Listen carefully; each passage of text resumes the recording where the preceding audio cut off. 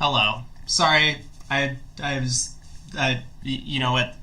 We're not gonna explain. Sorry, we're here now. Let's do it.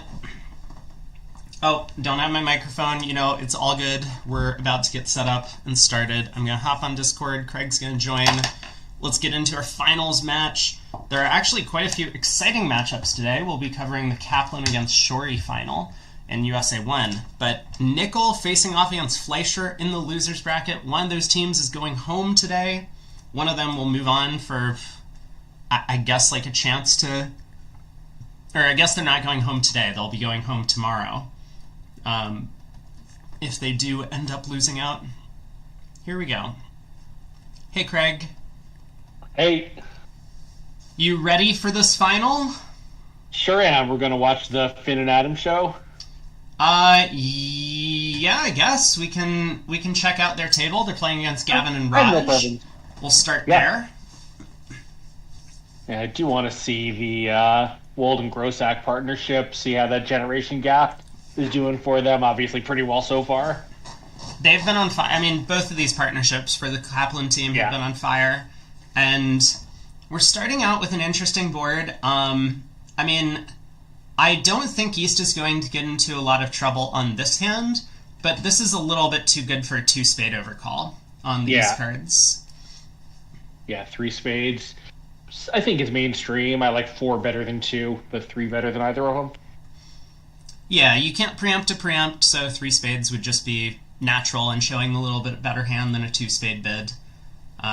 In this case, with South having the majority of all the high card points, East is not going to get into a ton of trouble, although he might be a bit concerned that four spades could be making now with the opponents having done something that looks to him like a preempt. Yeah, I think there's a lot of hands where Gavin would not make a card showing double, where East doesn't really need much to make a game, like a singleton heart and three spades, which is pretty likely on this kind of bidding, is probably good enough. Yeah, exactly. But so East passes this out, which I'm pretty sure this is not going to be the same auction in the other room. Let's see how... let's see how the hand plays out defensively, because Declare in a heart contract has, I guess, a spade loser, no diamond losers. You can knock out the spade ace and pitch a losing diamond on the other spade, a heart loser, and a club loser. It looks like this can make, but Declare is going to need to play very carefully given the 4-2 heart split. Yeah, and the lack of entries, right? So imagine he wins here. I don't know, do you start on a spade, let's say, planning to pitch the diamond, and East... I don't know what his best shot is, maybe win and return a spade? Now I think it's going to go down, right? Because when East wins the ace of hearts, he can play a spade, and West can ruff with the 8, promoting a trump trick. Yeah, for sure. So, Declare does need to be very careful. Yeah, obviously, he doesn't know that the defense cannot knock out that other diamond. If he did, he would just play a heart now, but East can let that hold, and it's still going to get a little awkward for Declare, right? Oh, no, then I guess it's okay, because he can play spades, and now when he plays a second heart from hand, West will no longer have one to promote with. Right, yeah. I mean, Declare has several lines of play that will make the contract. This, as Craig has mentioned, will not actually work against best defense, because that 8 of hearts is a little bit too powerful of a card. So let's say he knows that, let's say he assumes, for the sake of trying to make it, that East had 2 diamonds, which would still be okay because they can knock out the other diamond, but they can't cash it. Right. What would Declare's best play be then? I mean, it has to be to play the Queen of Hearts at trick 2, probably. Because... And let's assume it holds, which it probably should. Sorry. Right, and then you can play back a spade. And I think the point is that you can rough the second round of spades rather than pitching your diamond, so that you can preserve, you don't get forced too many times, as well as start pulling trumps. Yeah, that seems right. But But yeah, so this line of Yeah, play, which looks fairly natural to East as well, like once he wins the ace of spades, just play one back. He's decided to cash the club ace, which is all looks great. And he'll try the 10 of spades, but Gavin's going to rough this trick. He knows that his 8 of hearts is just not useful in any other way. So declare over roughs. He's going to try and split the trumps, but this will be down 1. Meanwhile, in the other room, East-West do get to 4 spades. And that contract goes down 2. Doubled, in fact. So this will be a good start for Team Shorey, picking up 8 on the first board. Yeah, and that defense, slash line of play was necessary. Otherwise, it would have been a good save. Yeah, exactly. Greg asks, which players are in the hotel rooms? It's the same as behind screens. Northeaster and Southwesterner. So north and east, south and west are screen mates. Same hotel room.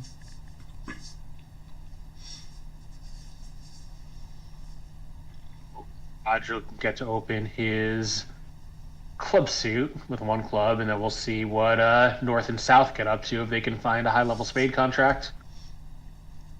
Yeah, the little diagonal line effectively plays off as a screen here that you can see. I think Raj is probably going to preempt. I've seen him over the course of the week not want to open at the 1 level with fewer than whatever the required number of values is. This hand is definitely worth a 1 club opener, but I think he might be in between 1 club and 3 clubs on a hand like this. Yeah, and that actually could show the effect of his long layoff from the game while he is opening 1, but that type of thing, I think probably when he gave up the game, 30 years ago or whenever it was, when he was much younger, was pretty standard, and, the game has gotten much more aggressive and sort of tolerant of openings at the 1 level with a long suit and light values, and that's something that, in the 80s and 90s was basically unheard of. Yeah, that's for sure one of the things that has developed over the last, several decades in bridge. Be more aggressive with your 1 level openers. So a club, a diamond, a heart, a spade. Everyone has suits that they want to bid around the table. Support double by East. 4 spades via Kolesnik. He has a huge hand there. 15 count, 3-card spade support for his partner's spade suit. Yeah, and 4 spades looks to be pretty good here. There are 4 top losers. And sort of, right? But it's a little hard for the defense to untangle everything. I guess they can, if they start clubs when they get in with the diamonds, they'll have a club to cash, but they do have to be a little bit careful. Yeah, I mean, East will probably lead his singleton diamond. It'll go diamond to the queen, and Gavin will switch to clubs, and that should make things pretty simple. Yeah. He'd better, because if he doesn't, if he tries to...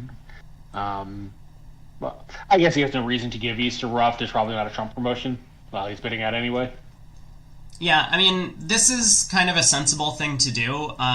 Taking a cheap insurance against the opponent's vulnerable game when you're favorable. I think we've seen this happen often this week. And it's often been wrong, but, in the long run, it's going to work out. Yeah, I mean, it works out if you think that the opponents are approximately even money to make their game. Then it shows a profit. Right. So here, the spades are 2-2 between his hand and dummy. He's going to lose a couple of tricks in that suit. The clubs are 2-2, though, so he gets a bit of friendly luck there. No diamond losers. And he might end up picking up the hearts. Well, yeah, but I was going to say, there was a pretty good chance that he was not going to have 2 spade losers, and in fact he won't. That's actually a great point. Yeah, the Jack of Diamonds lead, he can immediately pitch one on the Ace Queen of Diamonds. Now, does that help him? I mean, it does, right? Well, you can play a couple of diamonds. Actually, it might let him make it, right? Because, well, I guess he might still take a heart, but that's what I'm thinking. If he plays to rough a diamond and a spade, he'll fall into making it. Well, So Because I now don't we'll have think to drop that the king of hearts. works. Because if we go queen of diamonds, ace of diamonds, diamond, North can shed a club. I don't know if North will Oh, shed a yeah. club. And actually, we won't be able to get back to our hand anyway to draw trumps. North will get a trump promotion. Right. That does not work. Yeah, Let's say we just so... play. How about we just play diamond, diamond, pitching a spade, and a club? Yeah, we can do that. So the defense can always beat him by cashing a spade and then playing a third diamond, and North roughs with the ten of hearts to promote the king into a trick.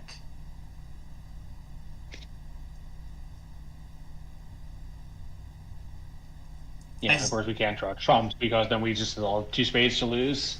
Right. Yeah, you have it's to too knock hard. out the club ace. So it looks like the defense should be able to go plus here. The question is just going to be how many.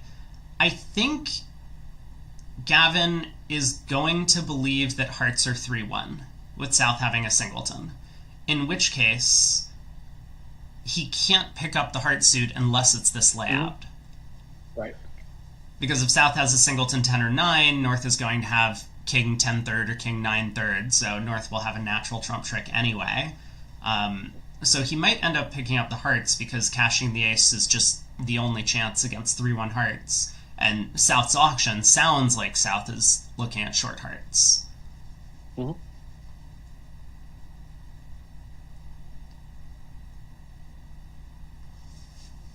Yeah, so in the other room, the contract is 4 spades doubled, so this is going to be a swing one way or another. Yeah, if they do end up beating 4 spades doubled, which I suspect they will, I mean, the diamond opening lead, the singleton diamond looks pretty natural, and then it's pretty obvious for West to switch to clubs. You don't want to set up that long diamond suit in the dummy. Mm-hmm. That is exactly what happened.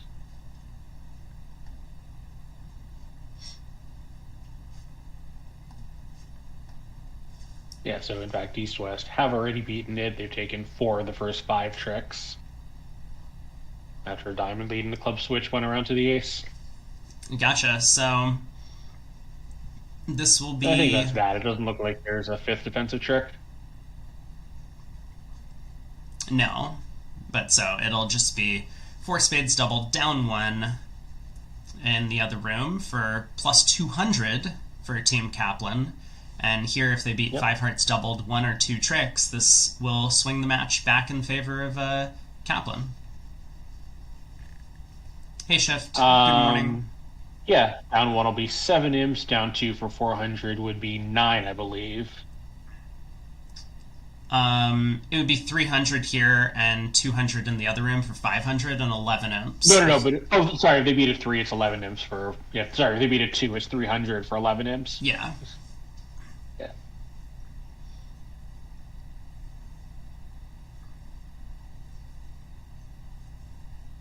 So he did pitch a spade and play a club up at trick 2. Kaplan can now rough this trick.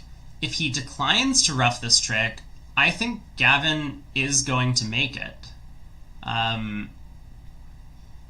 Because Gavin's basically going to be stuck in dummy. He has no way to take the hard finesse anyway. Yeah, Finn could have ducked the club.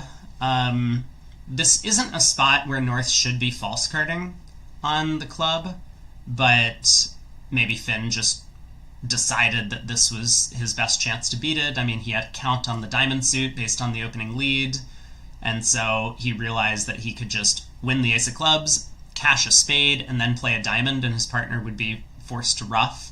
I mean, he plays the 9 of diamonds, so maybe Adam's thinking, well, if partner wanted me to rough this trick, why didn't he play back, say, the 3 of diamonds? And I think this is maybe a small error by Kolesnik, but I think kind of similar to what happened on the previous board with Gavin roughing with that 8 of trumps. It wasn't going to help him anyway if he didn't rough with it, so you may as well do it now. So there it is. Yeah, it looks like he was... I think he was just trying to tell Kaplan that he didn't have a club rough coming. I'm not sure why he would want to do that, because in this position, how would that information benefit Kaplan? But my guess would be that it was some kind of suit preference around that. Yeah, it makes sense.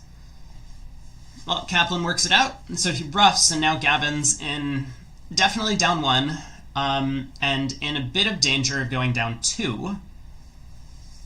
the only way that he can avoid going down 2 is to actually discard on this trick. If he overruffs and plays a heart, Kolesnik can win and play back a club, cutting communication between his hand and dummy. If he overruffs and tries to cash the club queen and play another club, I mean, he's just going to lose that 10 of hearts and the king of hearts.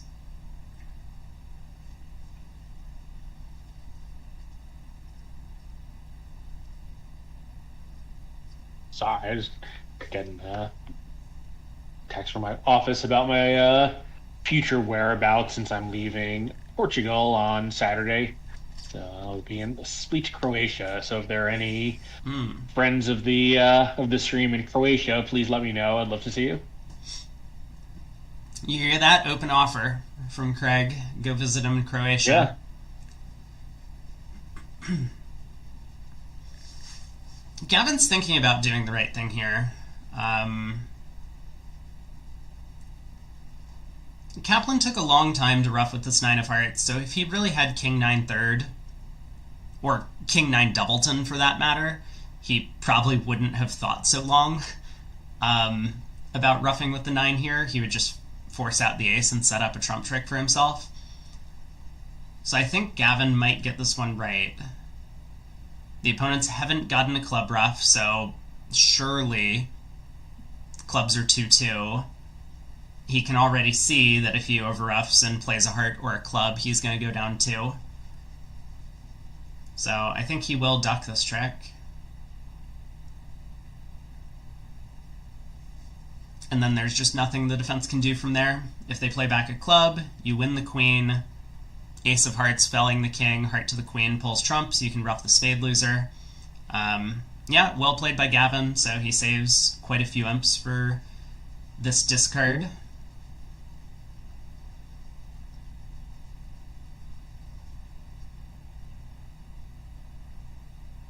The Kaplan will probably play a club just for lack of anything else to do, but who knows? Yeah, and then if Kaplan does anything other than play a club, you're kind of in this amusing position. Like, if Kaplan switches to hearts here, Declare shouldn't be led astray and be like, oh, now they're giving me the chance to take the heart finesse. No, they would have just stuck you in dummy. So yeah, ace of spades ruffed, ace of hearts, there's the stiff king. So this is 1 down. But 7 imps to Kaplan.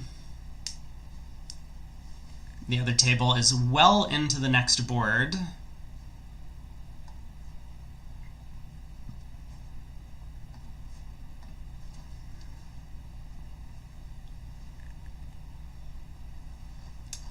So South will pass in first seat. West has a 20 count. He'll open 2 no trump. And East with 7. Most of his values concentrated in the spade suit. It's probably correct to go through puppet or go through Stamen to try and find a fit.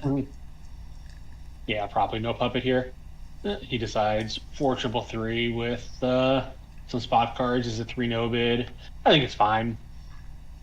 Yeah, I don't think it's a huge difference between 2 no 3 no and 2 no 3 clubs on the East hand, but the more high card points you have, the better this 3 no trump bid is. With only 7, you're kind of on the low side. A 4-4 spade fit could have produced an extra trick. Yeah, I can imagine a partner had King Doubleton of hearts or something. Right, yeah. King Doubleton, Ace Doubleton of hearts or something like that, or, similarly in clubs, right? You have all of your values concentrated in 2 suits, which makes no trump a little bit scarier to play. But heart opening lead goes to the ace, and Kolesnik continues a heart. Yeah, of course, the theory is that trumps are stoppers when they're trumps, but when you have extra high cards, you probably need the trumps as stoppers because the extra high cards act as stoppers and no trump. But if you don't have the extra high cards, that could be a problem. Yeah. Gavin doesn't have time to try a club to the 9, for example.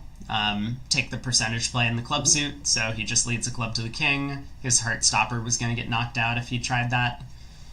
So he gets the over trick, 10 tricks. Yeah, although that actually would be okay. That might be okay, obviously. Once, it's a large no, but like suppose you play club to the nine. If Kolesnik had the ace of hearts, then he'd still be okay because the hearts is ninth trick, and some of the time Kolesnik had the ace of clubs, he might have hopped up with it to play a heart when the heart ace was with North. So, it's not 100% clear, I think, but it's probably, as you say, it's probably percentage. Yeah. Yeah, for sure. I mean, it would not have cost him to play a club to the nine, given that North was the one with the long hearts over here, as you might expect, and because South had the club ace. But Gavin just takes the simple route. It was for an overtrick. No need to spend too long thinking about these things. So Gavin opens a diamond in first seat. We'll see a heart or takeout double from Kaplan. I mean, I think that's exactly what this pause is. I kind of like the double. I think the hand is just a little too good, even red. It's close. Yeah, I think the pause for thought is appropriate here. He has his tank, as they say. And the hard overcall will work better, probably, because Kolesnik will... I guess we'll start with two spades, and we'll still have room to bid our hearts. Obviously, if it goes four spades, like your four, the analogy to the hand we saw yesterday with Gavin and Raj, where Gavin bid four hearts, then Kaplan's pretty happy to put down this dummy. A partner can bid all the way to four.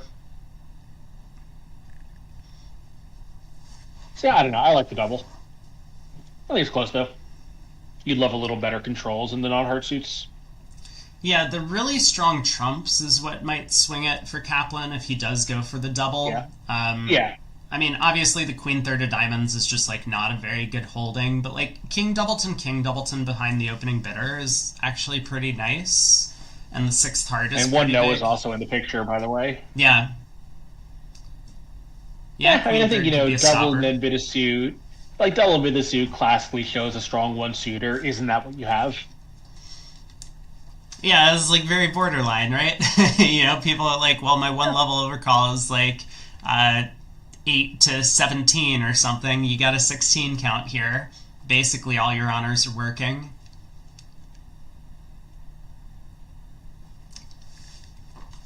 Yeah, Shan is I a might be one-heart frozen. bidder. Nope. I think you are not frozen. Yep. Okay. So Shan, Huang, and Adam Kaplan both opt to bid one heart. Totally fine. Yep. A little bit of a personality tester, I think, more than anything else. I don't think there's really a good bridge answer to that question. Mm-hmm. Yeah, maybe a heart is safer in a newish, Huang and Dwyer are a solid partnership, but Kaplan and Kolesnik are a little new, and in a new partnership, one heart is much safer. For sure. Partner knows what your suit is, and then if you get a takeout double and, there's a bunch of preemption, what does four hearts show at the later point in the auction? Who knows? So, two diamonds by Kolesnik is going to make North pretty happy. I mean, yeah, little surprising, right? The two diamond bid? Compared to, most people, and you would think that Kaplan Kolesnik, as younger players, would be part of this trend. Use two diamonds to show a 3-card limit raise and 2 no to show 4+. Yeah, that's something that I think is pretty popular. These 2 no trump bids are never natural anymore. It's just a 4-card limit raise in the major in basically every situation. Kaplan, of course, was dreaming of slam. I mean, if partner has 4 small hearts, the ace of spades and the ace of clubs and a stiff diamond, then you're just cold for 6 hearts. So he Q-bid 3 diamonds to go look. Kolesnik bid 4 hearts, and that ends the auction. So we'll get a diamond lead. And, I mean, so is Gavin just going to cash the ace of clubs, or is he going to try a low club? And diamond to the 8, or I guess diamond to the king in a low club. You definitely can't afford to play the ace of diamonds. I mean, no one's going to fall for it, right? There's no room for Shori to have the ace of clubs. Yeah, I don't think so either.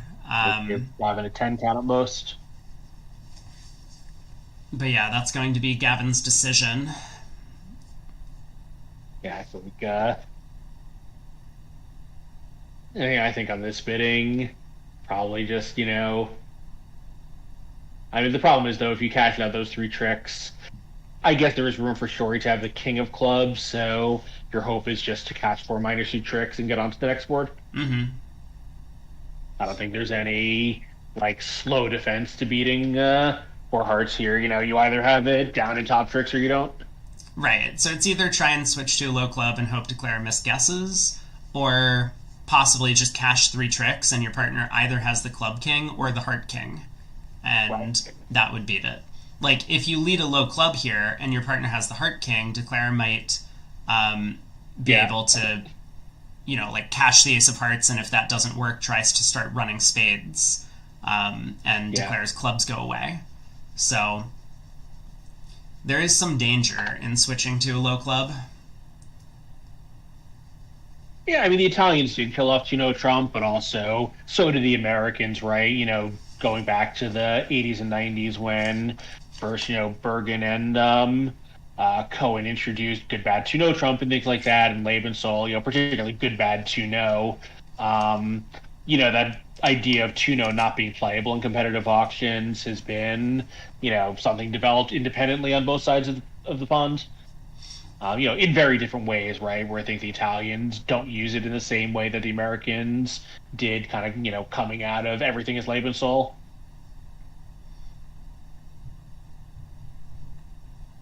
Well, Gavin's thinking at trick 2.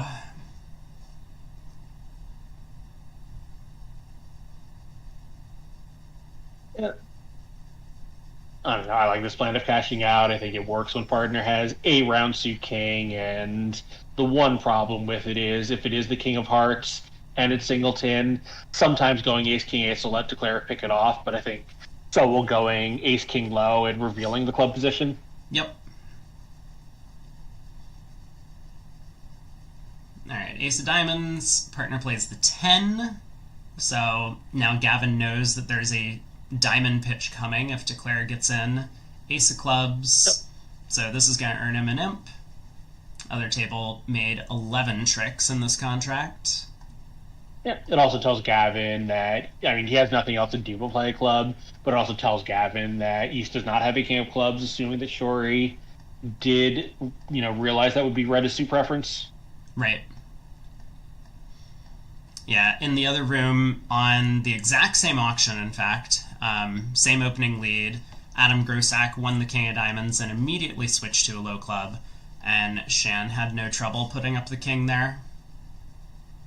Yeah, if you're playing at the local club, you definitely make that play.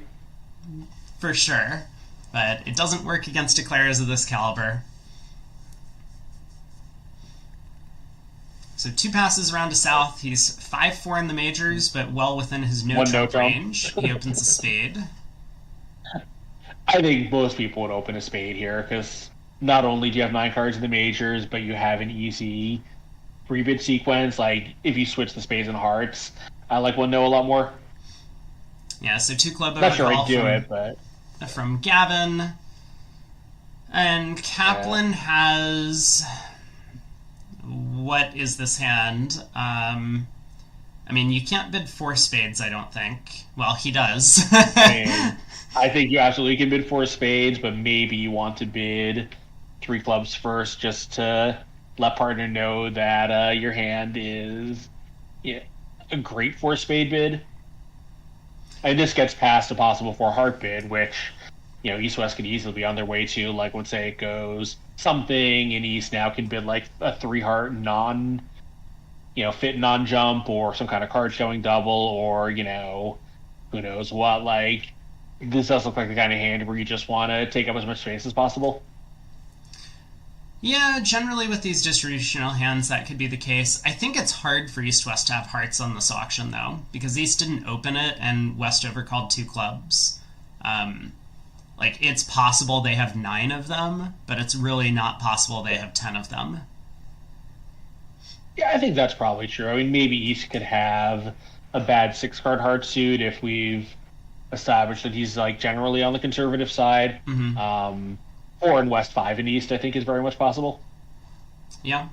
But I think the bigger thing is if your partner, Gavin is white-red, opposite a past partner, he could be fooling around.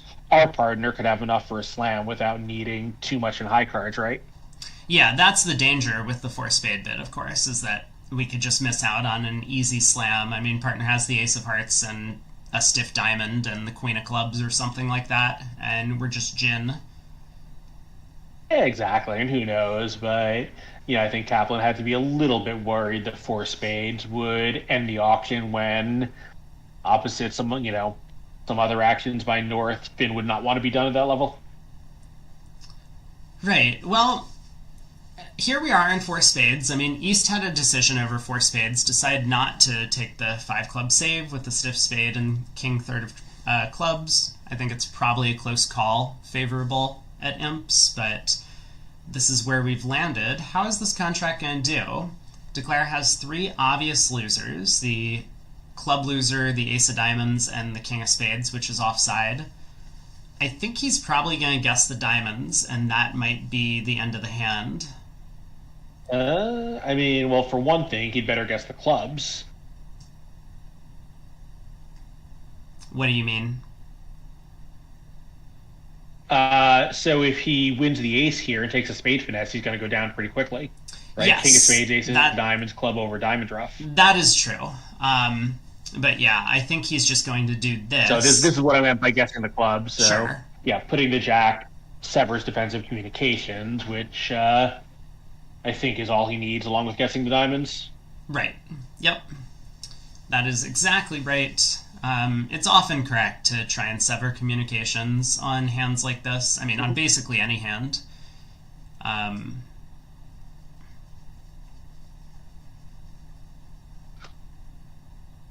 And he could also obviously not take the spade finesse, but then since he has a guaranteed diamond, guaranteed club loser, and presumably a guaranteed spade loser on that line, he absolutely needs to guess the diamonds. If he takes a spade finesse, some of the time East has that king, and he can afford to lose two diamonds. Right. Alright, East just returns a club. So Declare, of course, has the option to try a spade finesse. He might reject it. Yeah, Matthew, I think the alternative, would not be the heart finesse. It would be to try to combine chances. Win the club, ace and ruff a heart, spade to the ace, ruff a heart, and if the spade king... Well, I guess then you don't have an entry to cash the heart unless the spade king is already dropped, so maybe that's dumb. Thing like, you could try to ruff out king third of hearts, but I guess you can't cash it unless this king of spades is singleton. Yeah, I don't know. I don't like the heart finesse, though. I do think it is pretty dangerous.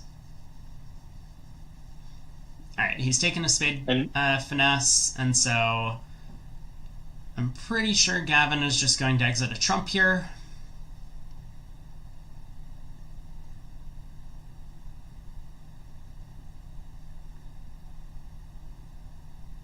Yeah, everything else is super dangerous. Let's see, is it possible Gavin just cashes the diamond ace to avoid some sort of end play? Like, what if South is 5, 3, 3, 2 with, Yeah, end played in what, though, right? The only thing he can end played with is that ace of diamonds, and, I don't know, sometimes Declare guesses wrong when he says queen 10. Oh, sorry, the North is dummy. Never mind. Yeah, maybe then. Yeah, it looks like there actually was no diamond layout where Declare could end play well, there was no diamond layout where Declare could make it by end playing west, but yeah, I think we're just playing a diamond to the 9 Is that here. true? Suppose North had 9 low doubleton a diamond instead of king 9. Oh, see, then we can exit with a heart. Yeah. Right. South would need to have only 3 hearts, because if South has 4 hearts, then you always have a safe heart exit. So that would give South 3 diamonds, and therefore there's no end play, really. Yeah, so the play has been different in the other room, but it's also going to be a make, declare, decline the spade finesse over there.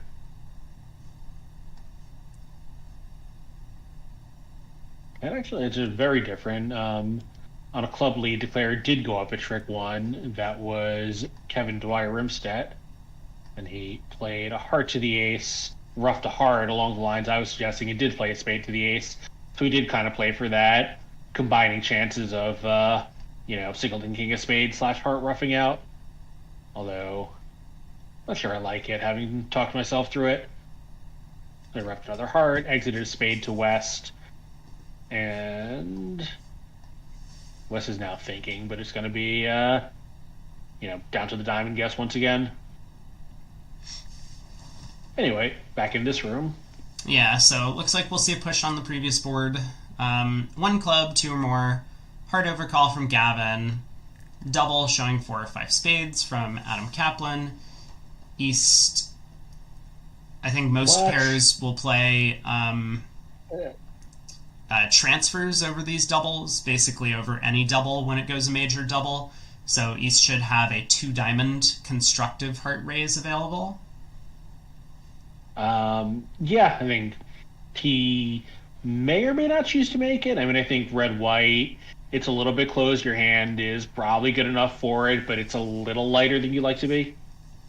Like, those clubs with the clubs on your left, even though the club bid's a little fake, the spades and the suit your other opponent's bidding, your values are not ideal and your count is minimum. Yeah. No roughing value. I don't know. That's true. The more I think about it, the more I'm talking myself into a 2-heart bid. So there's 2 diamonds is what East chooses. Better 2 raises, constructive. So double by South, support showing 3 spades because North could have had 5 for their double.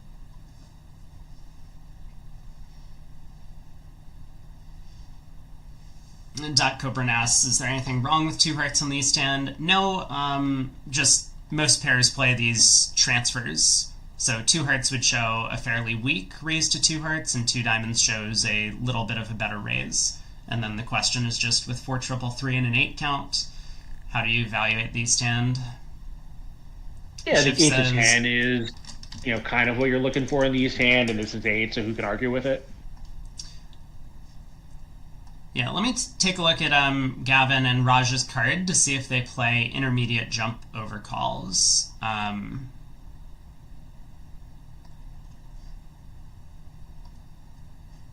So kind of a agreement. Double is support by South here, which I think makes sense. If North could have 5 spades, if North had exactly 4 spades, this would not be a spot where I'd want to play support doubles.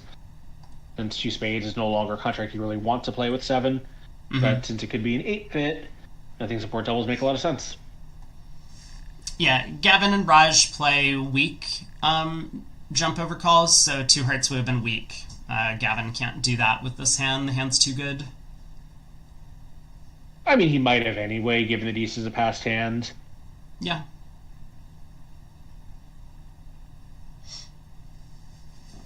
So North raises clubs, which unfortunately is not going to work out all that well for him. His side probably would have been happier to be out of the auction below 3 hearts. Yeah, he has the singleton heart, but of course with South being completely flat, South didn't do anything to necessarily indicate that he wanted to play offense. His bids were all forced systemically. I mean, South has a weak no-trump, he opens a club. The support double is generally required by most partnerships, regardless of what your hand looks like. So North, I think, is basically taking a gamble with 4 clubs here, that his partner is a little bit more shapely.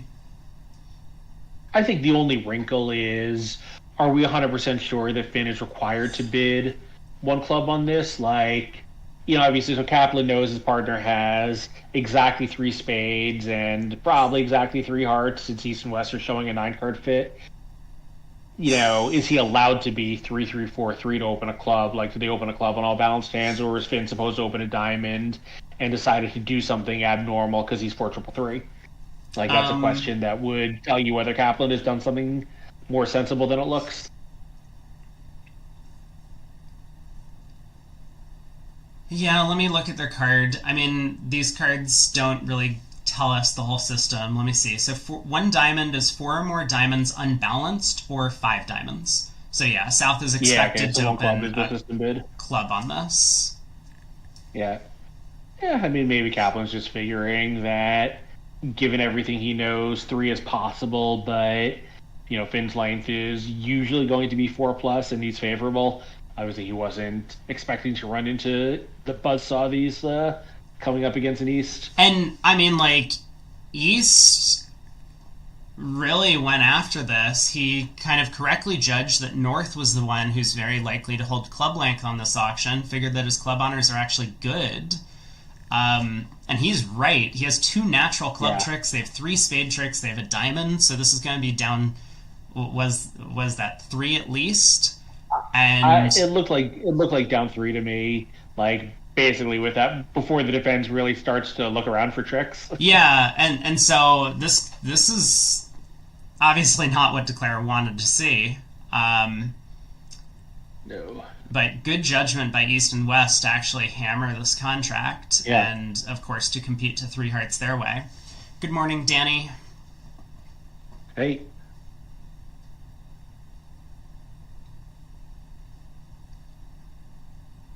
Yeah, so this is just going to be a total nightmare for North-South, who's going for at least 500 on, a deal that probably just about everybody else is going to be defending 3 hearts or 4 hearts, possibly. You can see some pairs getting a little too high in these West cards. Well, I will say that North-South are not going to get overboard in the other room because North-South are playing precision over there and they get to open a diamond on the South cards. So North is not going to be all that excited about his Ace-Jack-9 5th of clubs opposite that. Apologies for the jet engine above me, chat. Raj overtakes the spade to put a diamond through. That scores Gavin's Diamond King. Now what, though? Is Gavin going to try the Jack of Spades? Or Ace and a Spade?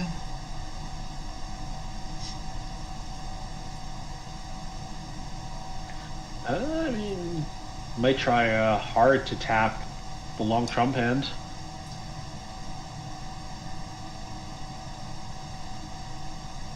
Yeah, I think he knows what's going on in the spade suit.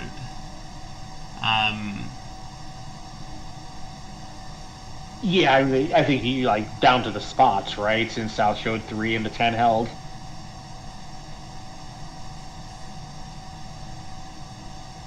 Like, he knows South has 9/3 of spades.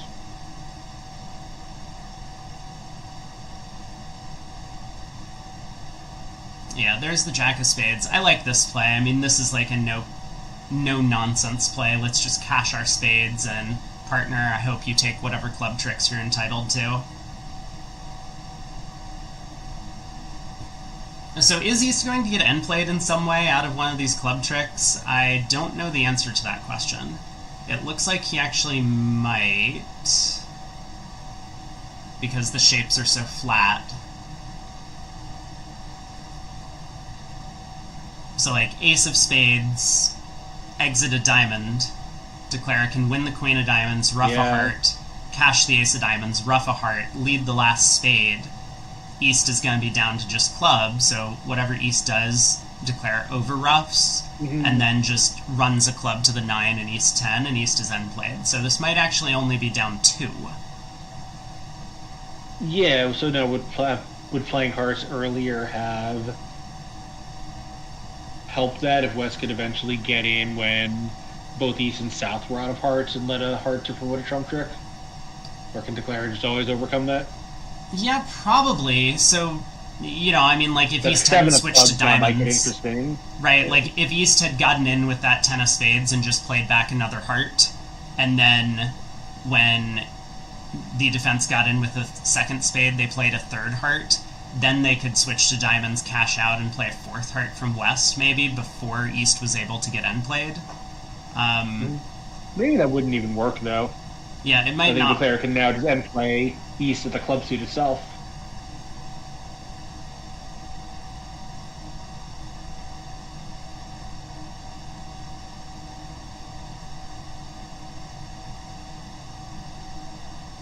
It is a good question.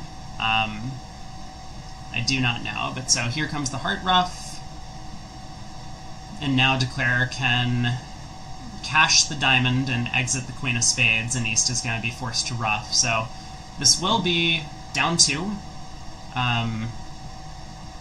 Still a pretty nice result for East-West, but of course Declare did well to save a trick there.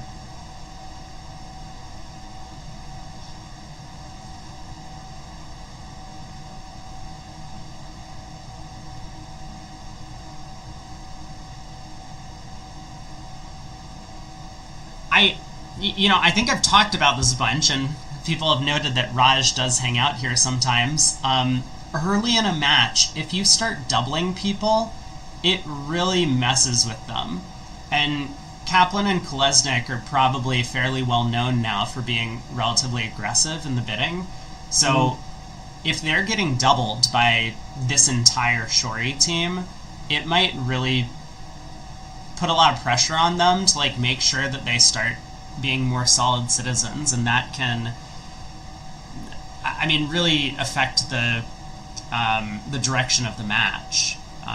If Raj had just let that gone and Four Clubs slowly drifted down 3 undoubled, then they would be like, okay, well, these guys aren't going to touch us. Let's just continue bidding this way. I don't know. My experience with Finn is, he doesn't really let what other people do affect his natural style that much, and Kaplan's a pretty tough customer. We'll see. It's possible they'll rein it in a little bit, but I would be surprised if East-West, or especially, just one double out of a long match early can really, get North-South to rethink their whole approach to this match. We'll see. Yeah, I don't think that would have a major effect, but it does kind of start creeping into the back of your mind. You get doubled the one time, you're like, okay, next time I have a difficult balancing decision, I'm looking at the 7 count with a doubleton in the opponent's suit. Am I supposed to balance? You say no, and it costs you a part score swing. Well, we'll see. My money is on it makes absolutely no difference north-south, but we'll see. Very possible. So, well, Shori has listened to you talk about opening leads against No Trump, obviously. Yo, Honor Third is just a good lead. This is just a good lead. Particularly Ace King is one of your favorite leads against No Trump. Yes, Ace King Third is one of my favorites. King Queen Third, one of my second favorites. Ace or Ace King is just a good lead in bridge in general. I can't take all the credit, though. I'm sure Gavin has also talked about this to him, so you gotta give Gavin some credit. But yeah, I do say this a lot, that Honor Third just tends to be a good lead against these no Trump contracts. They're playing standard carding, so that 8 of diamonds, he's gonna be thrilled to see that. King of diamonds, another diamond. They're gonna get to cash the first 6 tricks against this. And in the meantime, that will set up Declare's 7th trick. Yeah, and with 3 stoppers in both hearts and clubs, they can't shift and do anything, because Declare can always get his necessary spade trick going before the defense has a side suit winner. Right. So spade to the jack and king. Spade comes back. Gavin's just going to cash out that 7 of diamonds, so this will be 1 no making 1. It's pretty likely that this was going to be the result no matter what the lead was. East could have led a heart or a club and it would have come out the same.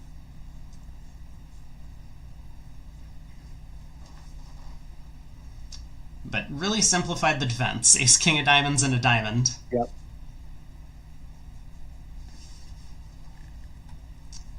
Other table, effectively the same auction. Eddie Wold also made the same opening lead. King of diamonds, Rusino from Ace, king, third. A little surprising, though, right? Because I think most Rusino players would play first Rusino from 4 or more, but more relevantly to the king is the card asking for it on block, and the ace would be the card you lead from that kind of holding to get a attitude signal rather than an unblock.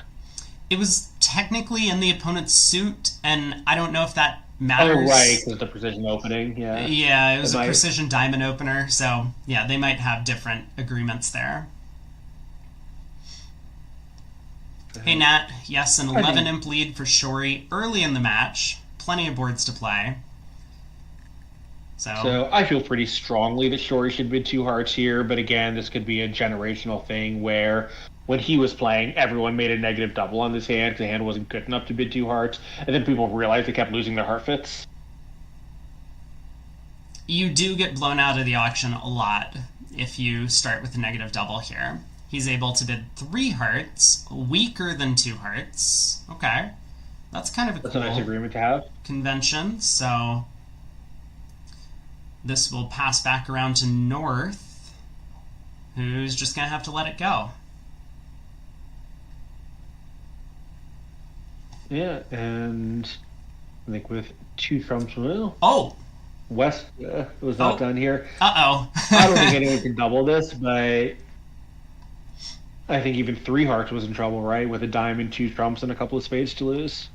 Yeah, so was only one the spade, announcement so you from pick East is that 3 hearts is weaker than 2 hearts. I suspect that Gavin and Raj might not be on the same page about this, is what's going on. Yeah, that's very possible. Because I think Gavin would be counting on partner for having 6 tricks, let's say, 5 hard tricks with a pretty good suit. Obviously, he's expecting a better suit than 8-10-6, but 5 hard tricks plus some trick on the side, which seems like a lot if that is the correct explanation. You know, it's possible it's the correct explanation, but they just have different ideas about what exactly that means. Yeah, that's possible as well. On their card, it is marked as weak jump shifts in competition. So, Jack of Spades opening lead. Kaplan has to decide, is he winning this or ducking? I mean, it looks pretty natural to just duck and set up 2 spade tricks, but of course that ace, king, queen, 4th of clubs is looming in dummy. So Doc Cobran, behind screens, every player explains to their screen mate regardless of who made the bid. So if this were at a physical table with screens, Raj would give Adam all the explanations for his side's bids, whether it was made by him or by Gavin. Gavin would do the same for Finn. But behind virtual screens, people just self-alert and explain their own bids. So both opponents see the explanation, but of course your partner doesn't. But Yeah, a behind little bit of a physical difference. Sometimes you get these positions where there is a different explanation. Like in a position like this, Raj might tell Adam the expectation is a certain range of hands, and if Gavin thinks it's different, he'll tell Finn something different, and that might affect the defense, and you get these weird, complicated committees. So it's yet another thing that tablets solve.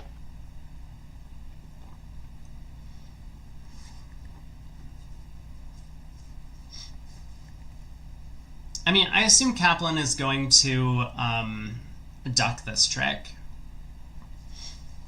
He's got to be a bit nervous about Declare, say, playing a club to the ace, taking a heart finesse, cashing the heart ace, and then trying to run some tricks, but he can rough in on the 2nd club and then cash his spades. So I don't think he's going to be that worried about Declare getting to pitch spade losers on clubs. I think you're frozen. You're a couple of tricks behind. Oh, am I? Okay.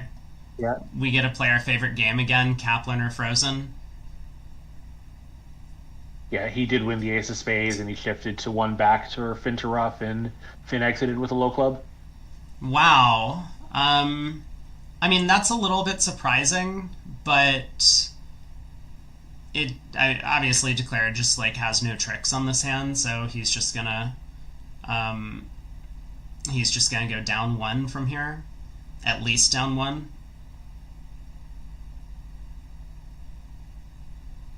Now down 2, it looks like.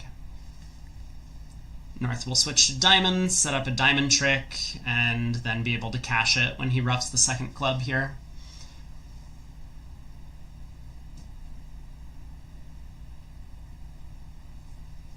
So good defense from North-South. They were going to beat 3 hearts anyway. This isn't going to be a disaster for East-West.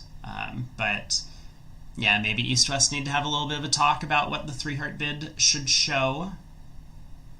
Yeah, in the other room, Eddie Wold agrees with me that it's a 2-heart bid on the same auction, and his partner bid 2 no trump. He took that out to 3 hearts and played it there, so it's going to be at least a small swing. If he makes it, it'll be a fairly substantial swing to the Kaplan team.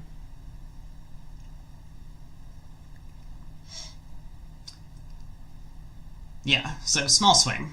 Yeah, 2 or 6 imps, depending on whether he's making or down 1, is my guess.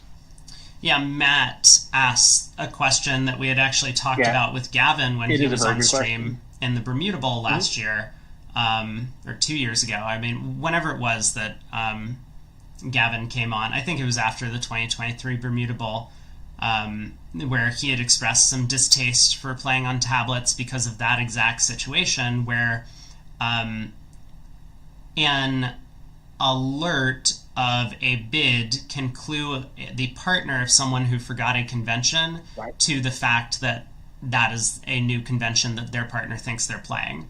Um, like I think Yeah, a simple example is physical basically screen like, segregation solves some of those problems. yeah, so I mean, a simple example is just like it goes a no trump past two clubs, and the player on their right bids two hearts or something, and this is intended as both majors, and then it goes like, and it's explained on to both opponents that it's both majors, and so then South bids like two spades announced as like good hand with diamonds or something like that. Now West Mm. knows that like the two heart bid was both major. I mean, something like this. This wasn't a great example, but I'm just coming up with something off the top of my head. Um, Yeah, physical screens are a little better for that particular problem. I mean, they could do a hybrid, using the tablets to segregate the players, but having the same screen procedure be in effect for explanations. But I believe they don't. I think, like when you shuffle in two hearts, I believe both North and South see it. yes, yeah, that's correct, as far as I know. But there's no reason why they couldn't do it that way. Yep. Well, a no trump Anyway, overcall by Gavin. He gets a transfer to two spades, and ends up playing here. So heart opening lead goes around to the ace. And is South playing back a trump? Not a trump, a heart, or is he playing back a club? I mean, those are obviously the only choices. I guess a diamond is possible. North could have a diamond card, but yeah, I think North would often have a singleton heart there, right? Right. So he tries the queen of hearts. Now ace of spades and a spade to start pulling trumps. And he does guess the trumps given the opening bid. Mhm. So now Finn plays back a heart, which does allow his partner to ruff the winning jack of hearts, so there's no club discard coming. But there already was no club discard coming if Finn had switched to clubs. So now Gavin's going Right. to get to knock out the diamond ace and actually make 9 tricks. Right, on a club switch, you can win in dummy, but the only way to get off the board is to put Finn in with the ace of clubs to ace of diamonds to play more clubs. Right. Well, still, not a contract making difference, so one imp at most, I believe. They're in the same contract in the other room after an identical auction. Yep.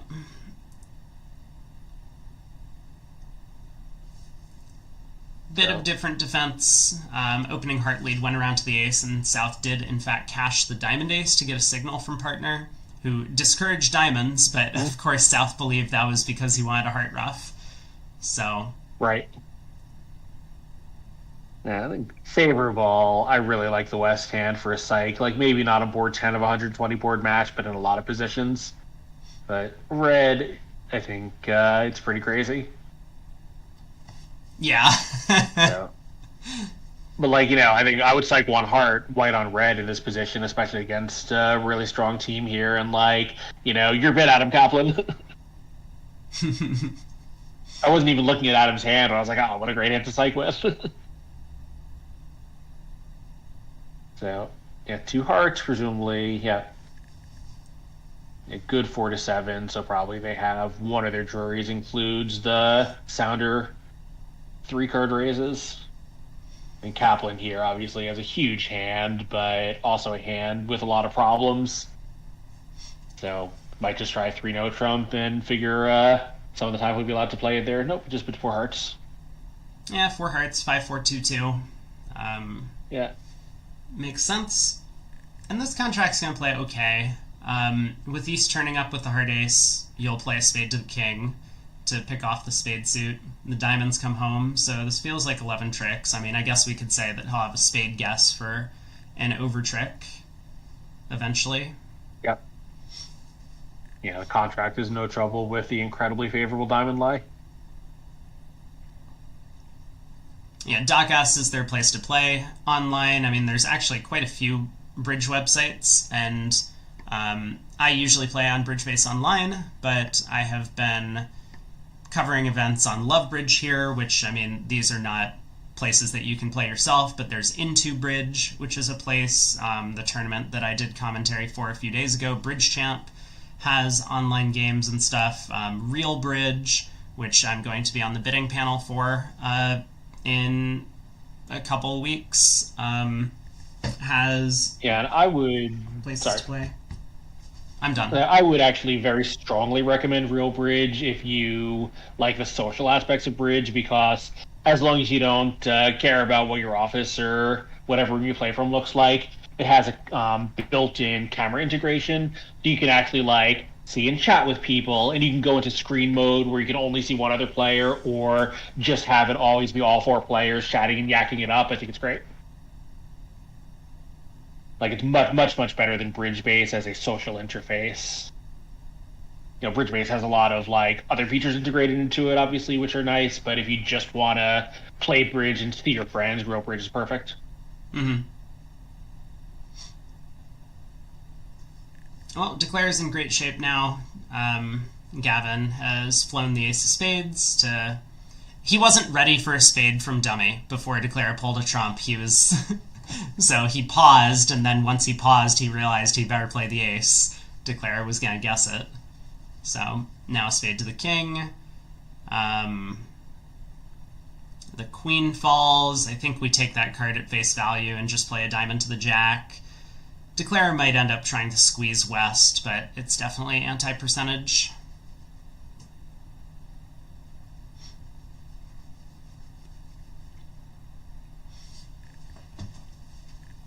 It's not free, but it's very inexpensive. I think someone I know organizes a game, like a pairs game a couple times a week, and the entry fee is 25 cents a player.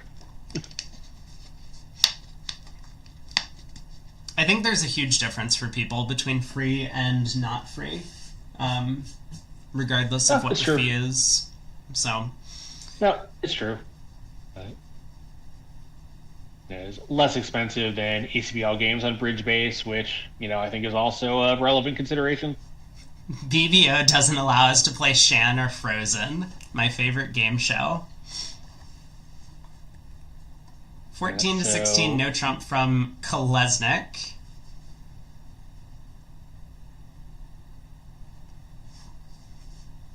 It might be 50 cents a player, I forget, but it's some nominal amount.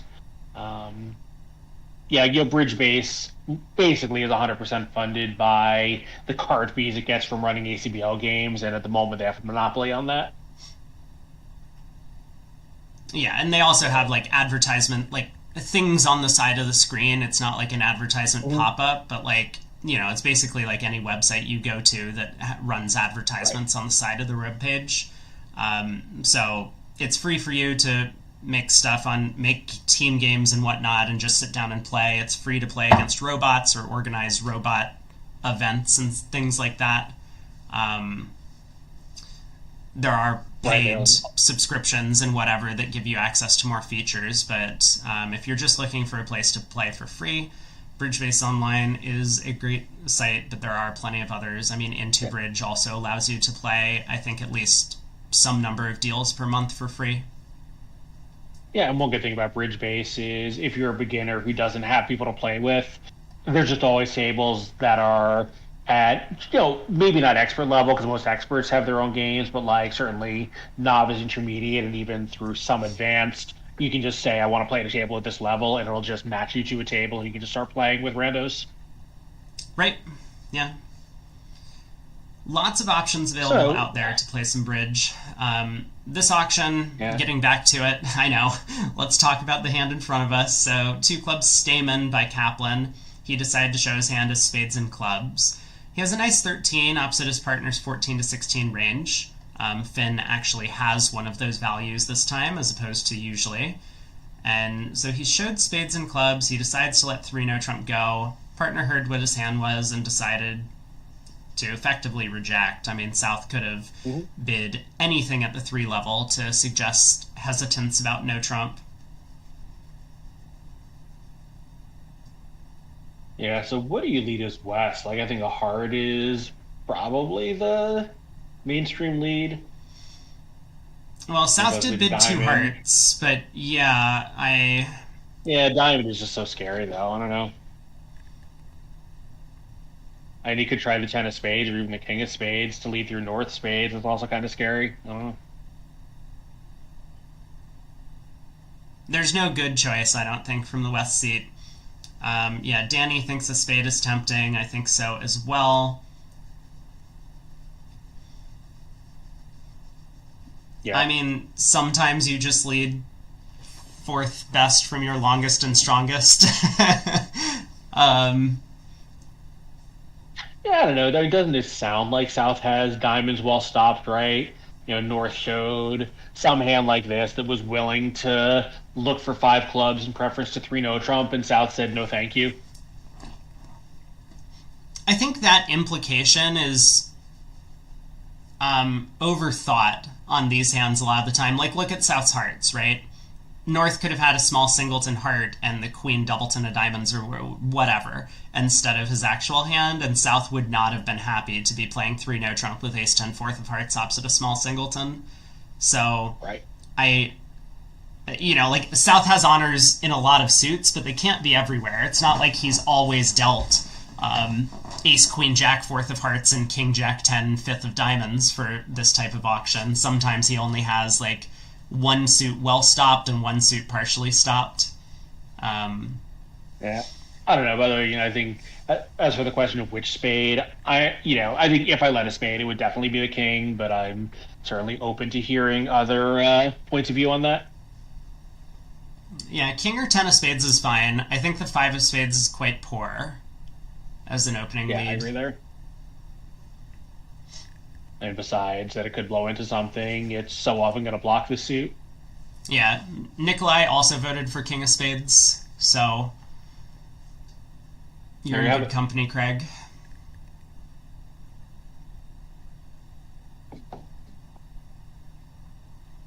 You have diamond entries, right? I guess that's a big reason to lead the king of spades as opposed to the 10. If your diamonds were like queen jack 4th, then the 10 of spades might be a lot more attractive because you would need the king of spades as a potential entry to get back to play a 3rd spade through. But Right. with ace queen of diamonds, if you lead the king of spades and it goes up with the ace and your partner gets in, they can just go diamond to the queen, 10 of spades through, diamond to the ace, spade through. Yeah, like give your partner like ace jack 10, ace jack 8, 4th of spades, let's say. Yeah. Yeah, Danny points out exactly what I was talking about, that it doesn't matter if we block the spade suit. We have the diamonds. So club by Gavin, Right. diamond overcall by Kaplan. We'll see a heart by Shori. Are we going to see a spade by Finn? This would be the second time this set. A club, a diamond, a heart, a spade. I think we certainly will. So support double and probably North bids 2 diamonds. I guess he could just pass and see what happens. I feel like you do want to show that you have both a better hand and better suit than you promised already. So what about redouble? I don't know. I feel like redouble, I'd expect kind of more of a point count blob kind of hand. Like this hand is a pretty clear direction. Yeah, he bids 2 diamonds. Yeah, redouble. Yeah, right. If redouble's conventional, then sure, make it. Okay, 2 diamonds denies 3 spades. Okay. Presumably. 4 hearts. That's going to get in the way of north-south. Yeah, and not that South really has a 5 diamond bid, but I'm surprised that he insta-passed. Yeah, I mean, he has, like, his hand is garbage. Yeah. Sure. So, Singleton lead's pretty obvious, and that should be good enough. Since North is going to win the Ace of Hearts and give a ruff. It'll be 2 major suit aces, a ruff, and wait, that's actually not good enough, right? That's only 3 tricks. They get 2 club ruffs. Ace of Hearts per force. That's right, they get 2 club. Yeah. Yeah, here's the 6 of clubs from Kaplan, suit preference already on the first round of the suit. And then he's going to return the 5 of clubs next for a spade to the ace. Yeah, so presumably this is nicely done by North-South. I guess we'll find out in a second whether they do have any problems finding this defense, but I don't think they should. Yeah, and in the meantime, a similar defense would be necessary to beat 4 spades. East-West can get 2 diamond ruffs, but it's also somewhat likely that Declare would go down on their own power. Nikolai asks, what is 2 spades in the US over 1 heart? I think a lot of us play fit showing jumps here, so this would show spades and diamonds. Are you suggesting maybe South could have made that bid? I think Finn was nervous about bidding at all with just 6 high card points and, such a weak hand, but maybe he should bid 2 spades fit showing? I think Finn was nervous about bidding is a sentence that has never been uttered at any point previously in the universe. That's a fair point. In the other room, by the way, after a somewhat similar auction, actually I guess an identical auction, West Adam Grossack did choose to lead a low heart, which I think is also totally fine. I think anything other than a club, I think, is a pretty reasonable choice. That was against the 3 no trump contract that we saw on the previous board. Yeah. Yep. Identical bidding. Yep. All right. Declare does go down 1 and 4 hearts. Ultimately a pretty good contract reached. Maybe. There was a 1 spade bid on your left. How happy are you about the King Doubleton? Nikolai says, was wondering if he could show weak with 6. I don't think so, but I can take a look at their card for a second. Yeah, fit jumps in that position are pretty popular in the US.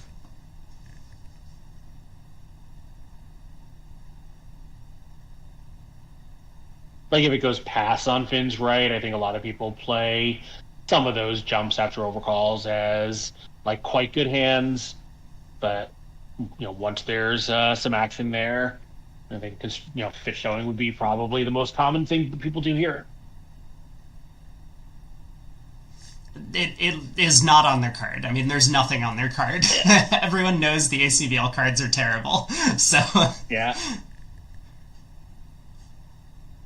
Yeah, and I don't think either of these North-South players are system maniacs. Well, this is cute. So Kaplan opens a club, a spade overcall by East, 3 spades, a relay to 3 no trump. 3 no trump was forced.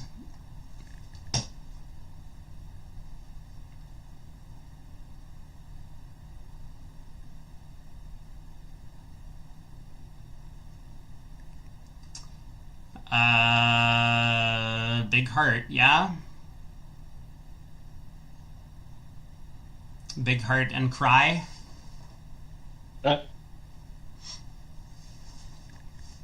Yeah. I don't see anything. I don't see anything better to do, huh?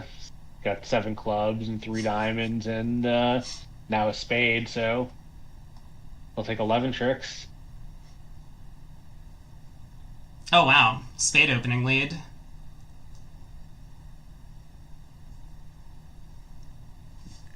Cassidy asks, no slam interest from South. South has a lot of high card points, but South doesn't really have a hand that is interested in slam because they're looking at, 1 key card in clubs and no shape.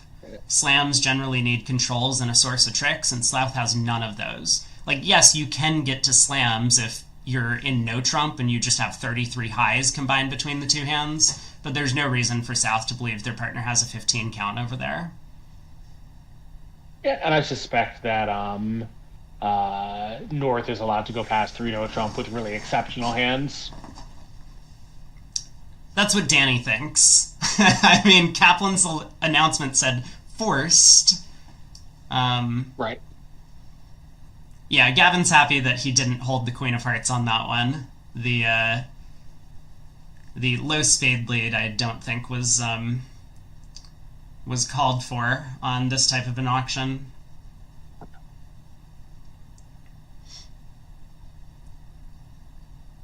So what's happening here?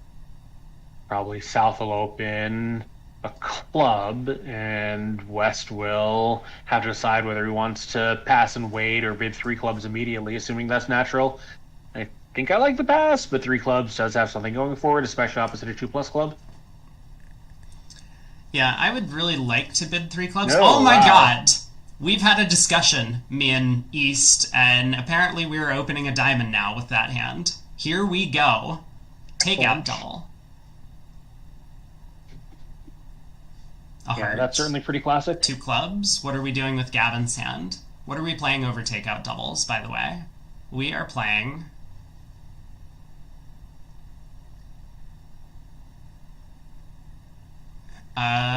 just natural, it looks like. Yeah, I don't think too many people have fancy methods here. They do play transfers over a major double, but not over a minor double.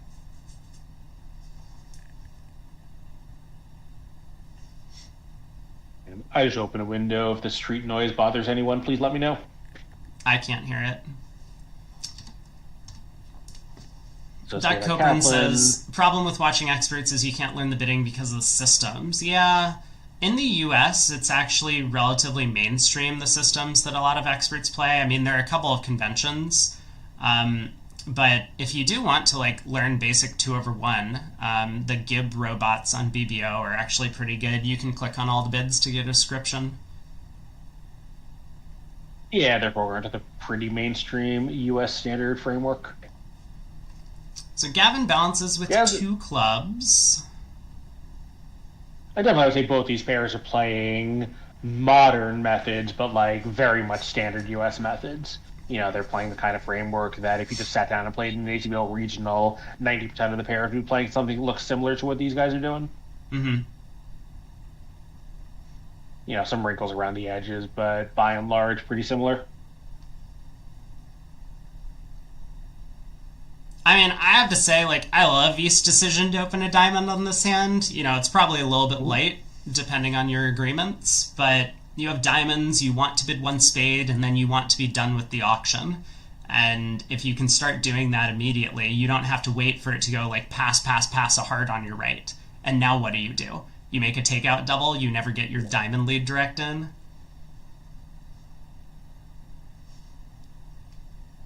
Yeah, and I think as long as your partner is aware that this hand is, if not quite in your range, then, you know, not that far outside it, it's fine.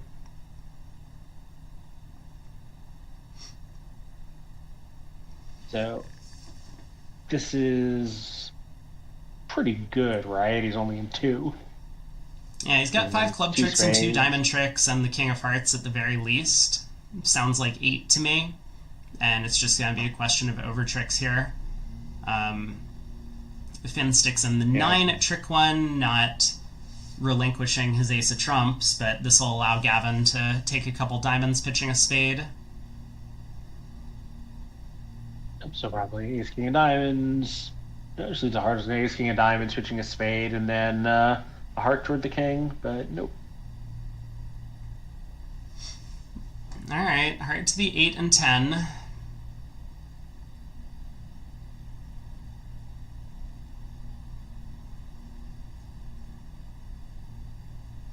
Like, he can technically pitch a heart on the ace-king of diamonds if necessary. Finn returns another small club. So Declara will probably now try the jack of hearts. The thing that is a little concerning about this is that we haven't found out what's going on in the spade suit just yet. So that might help us guess the heart honors. Although, I think he is going to just play a heart to the king. I guess now he can probably go ace king of diamonds, pitch a spade, run the jack of hearts. Does that work? Right. Yeah, because then we can just plan to knock out the other heart, right? Well, let's see. Ace, king of Three diamonds, hearts, pitch a a club, and a spade, run spade. the jack of hearts, North gets in, they play the queen of diamonds, we get tapped. As South pitches a heart. No, you can't maybe do don't have the it. timing for it. Is he going to go down on this hand? No, but he is going to have to guess the hearts. Right. He's tried ducking a spade, so that's given him a little bit more info about the missing honors. But so jack of hearts, and now he has to put up the king. Yeah, Danny mentions that Cubids is also great. I did a little bit of a demonstration last year during the World Championships about their site. So if you wanted to check out what I thought about Cubids, I think you can find it in the archives of my live streams. But they do pretty well. A lot of people use it for learning their system notes. I think the way it works partnership bidding is like one person can just put in all their bids, and the other partner can put in all of their bids, hours or even days later. So it's really good for bidding practice if you're not available at the same time. Yeah, that's kind of nice, because a lot of sites will have like tables that you can specifically set up for bidding with you and your partner, but then you have to both log in at the same time. Cubids has an app. You can just be on your phone going about your day, get a notification, you log in for half a second, see what the bidding says, and then make your call, and then it's your partner's turn.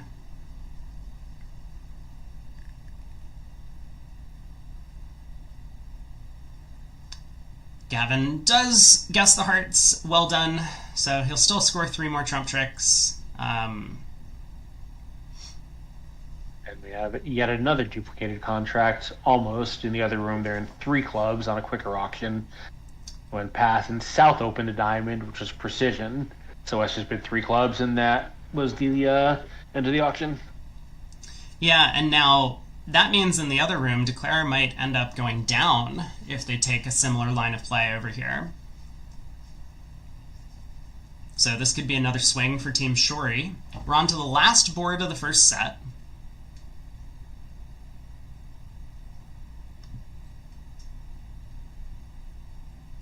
And after a lot of slow play earlier, look at how fast they've raced through these 15 boards. Show your values and it works out. So, 2 hearts, gonna end the auction. East definitely didn't have to bid 2 hearts, but he decides to take up some room. He is favorable. Trump lead is gonna make Declare pretty happy. This will pick off the Queen Doubleton in Finn's hand, which he'll definitely play at trick 1, I think.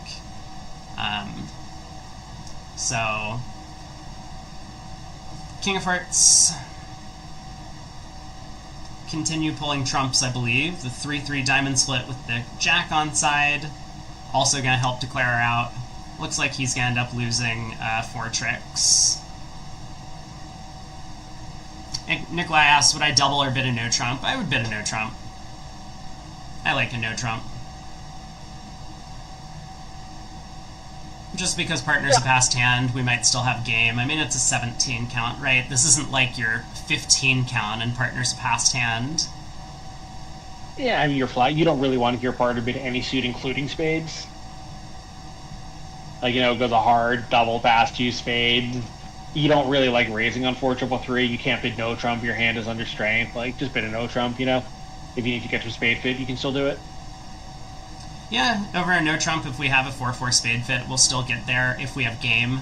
Sometimes we play a no trump and 2 spades is making, or 1 spade is making, and 1 no trump is like down 2. Like, I could easily see us losing 7 on the hand. Okay, let's head to the other room. What board are they on? They're on board 14. We're going to see if Adam Grossack can bring home 3 clubs on this hand. Yeah, 35 minutes to go. So, I know in the past, we were able to start early. I feel like Love Bridge on the tablets is not going to allow this to happen, but it used to be the case, like if we were playing with the tournament directors organizing the thing, and both teams showed up like 30 minutes early to the next set, we were allowed to start. Danny says no, it can't start early. Yeah, I think Love Bridge might be like pre-locked in because it has, the new graph. The time is just like regimented, right? With their clock ticking down. I think ACBL, they can do it because they have live operators. They can just push the button.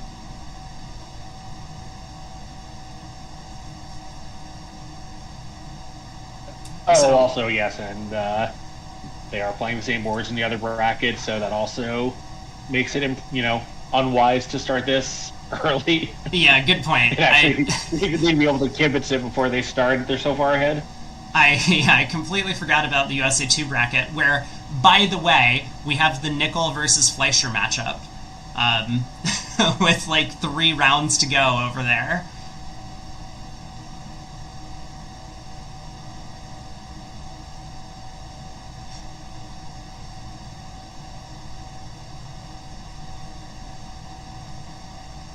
Well, Declarer has set up a bunch of diamonds in dummy that he's never going to be able to get to. Which is probably fine, honestly. So he's lost 1 trick. He still has at least 2 hearts to lose and the ace of clubs.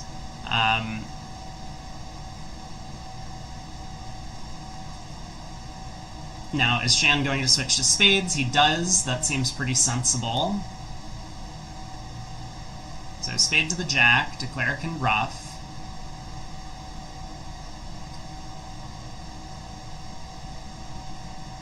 Tries a low heart.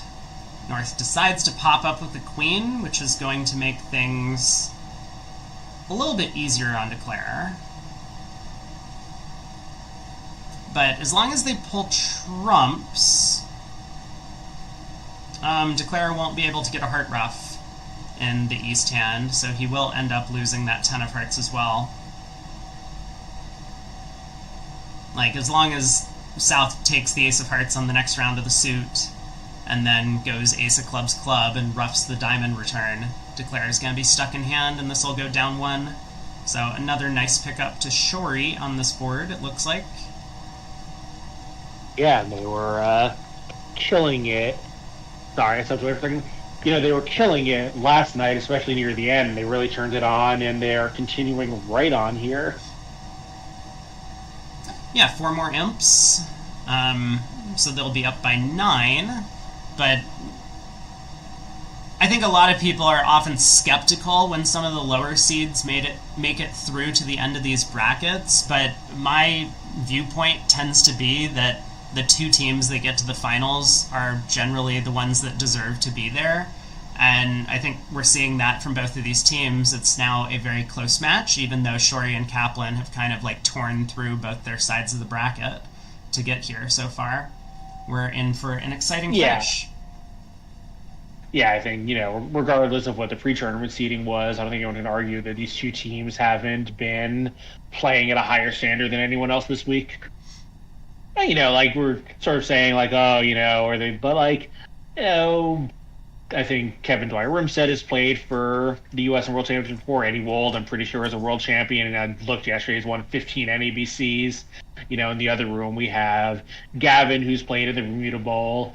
Finn Kolesnik is a multi-time national champion. Adam Kaplan is one of the best players who has yet to punch his Grand Life MasterCard. So, it's not like these guys just, want a scratch-off ticket to get to play in finals of the USBF.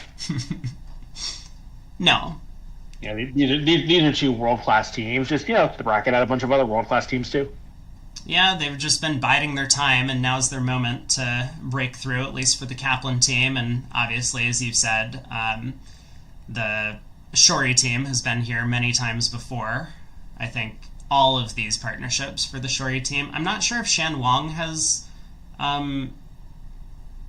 been to the finals of the USBCs, but I haven't been paying that close attention over the past decade. I know he used to play for Canada. Right. I'm not sure he ever played for Canada internationally either, although I could be wrong. Let's take a look.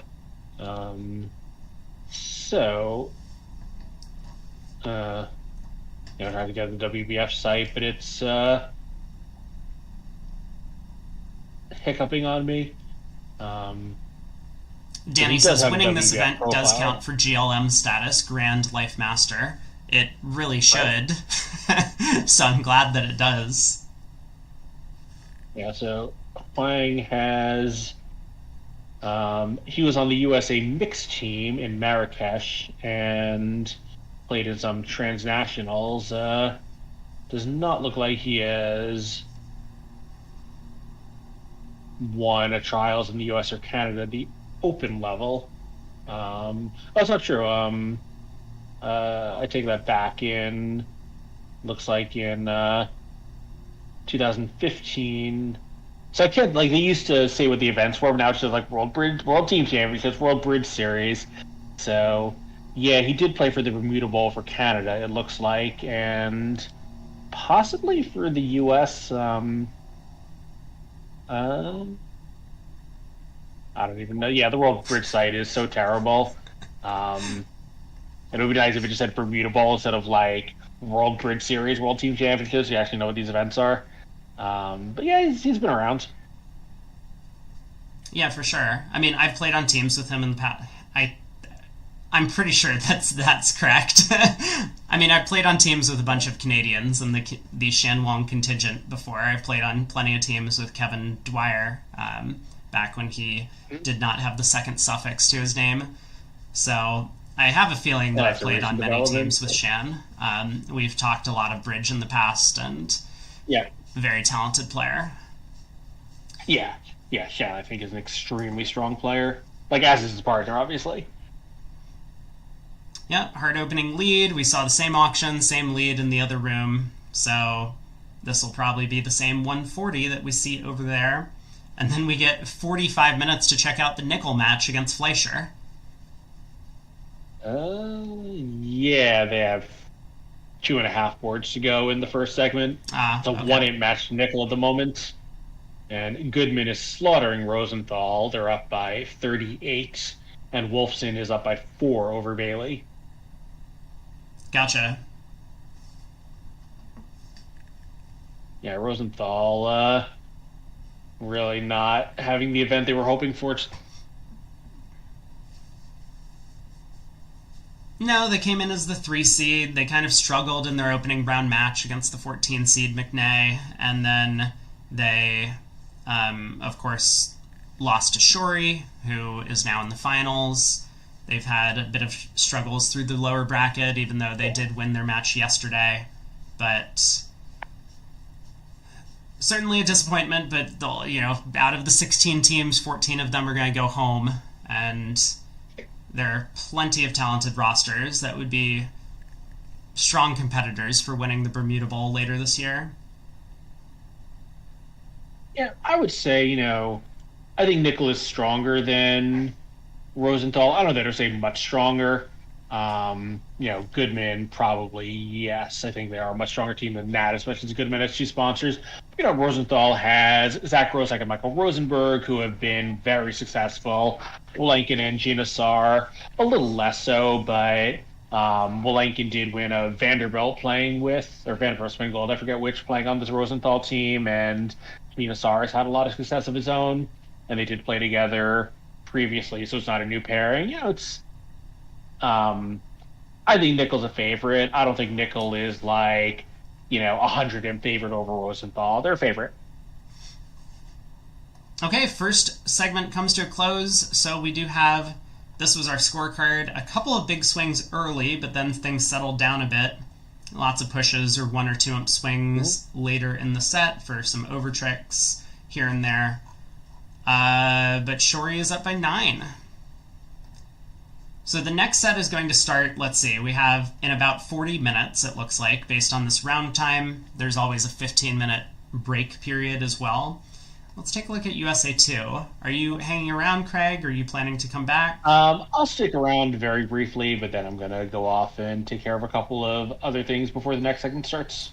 Yeah, actually, I guess let's actually head into the Nickel Fleischer match. We'll check out this table. Gruen Moss against Hampson and Greco. They're both on board 14. couple boards to play. Yeah. I mean, do they need, like, they don't need to do 2-day matches in any bracket, but the goal is to have it be as formful as possible, and the longer the match is, the more likely that is. We were talking about the logistics of adjusting to a normal double elimination bracket yesterday, and one solution is to make the lower bracket early matches 1-day matches, because that would solve the problem of no one has to play up against teams from like a different tier, basically. Because today we're seeing that like Nickel and Fleischer have, well, like Fleischer dropped into this bracket and they face up against Nickel, whereas Goodman and Rosenthal have playing up against today were already in the lower bracket themselves. So it is a little bit unfair to face off against losing semifinalists today when some of your counterparts on the other side of the bracket are playing up against people who lost in the quarterfinals or round of 16. But yeah, so that would be one solution, is to do the 1-day matches in the lower bracket, which I think is pretty popular among these double elimination formats. The other solution would be to just take a couple of days off. But that would prolong the event overall, and no one wants to stay in Schaumburg for longer than they have to. Yeah. Yeah, I'm not sure who's on the USBF scheduling committee, but generally the USBF's expert panels that, I don't know if they have decision-making power over how the events are run, or if Jan Martel ultimately is the decision maker, but the USBF basically is run by the people who are playing in it, for the benefit of the people who are playing in it, so people have definitely thought about these things. I mean, I'm certain the conclusion is just that they came up with a way to do it so that no one had days off and that they could run the event in the allotted amount of time. And that was also the priority.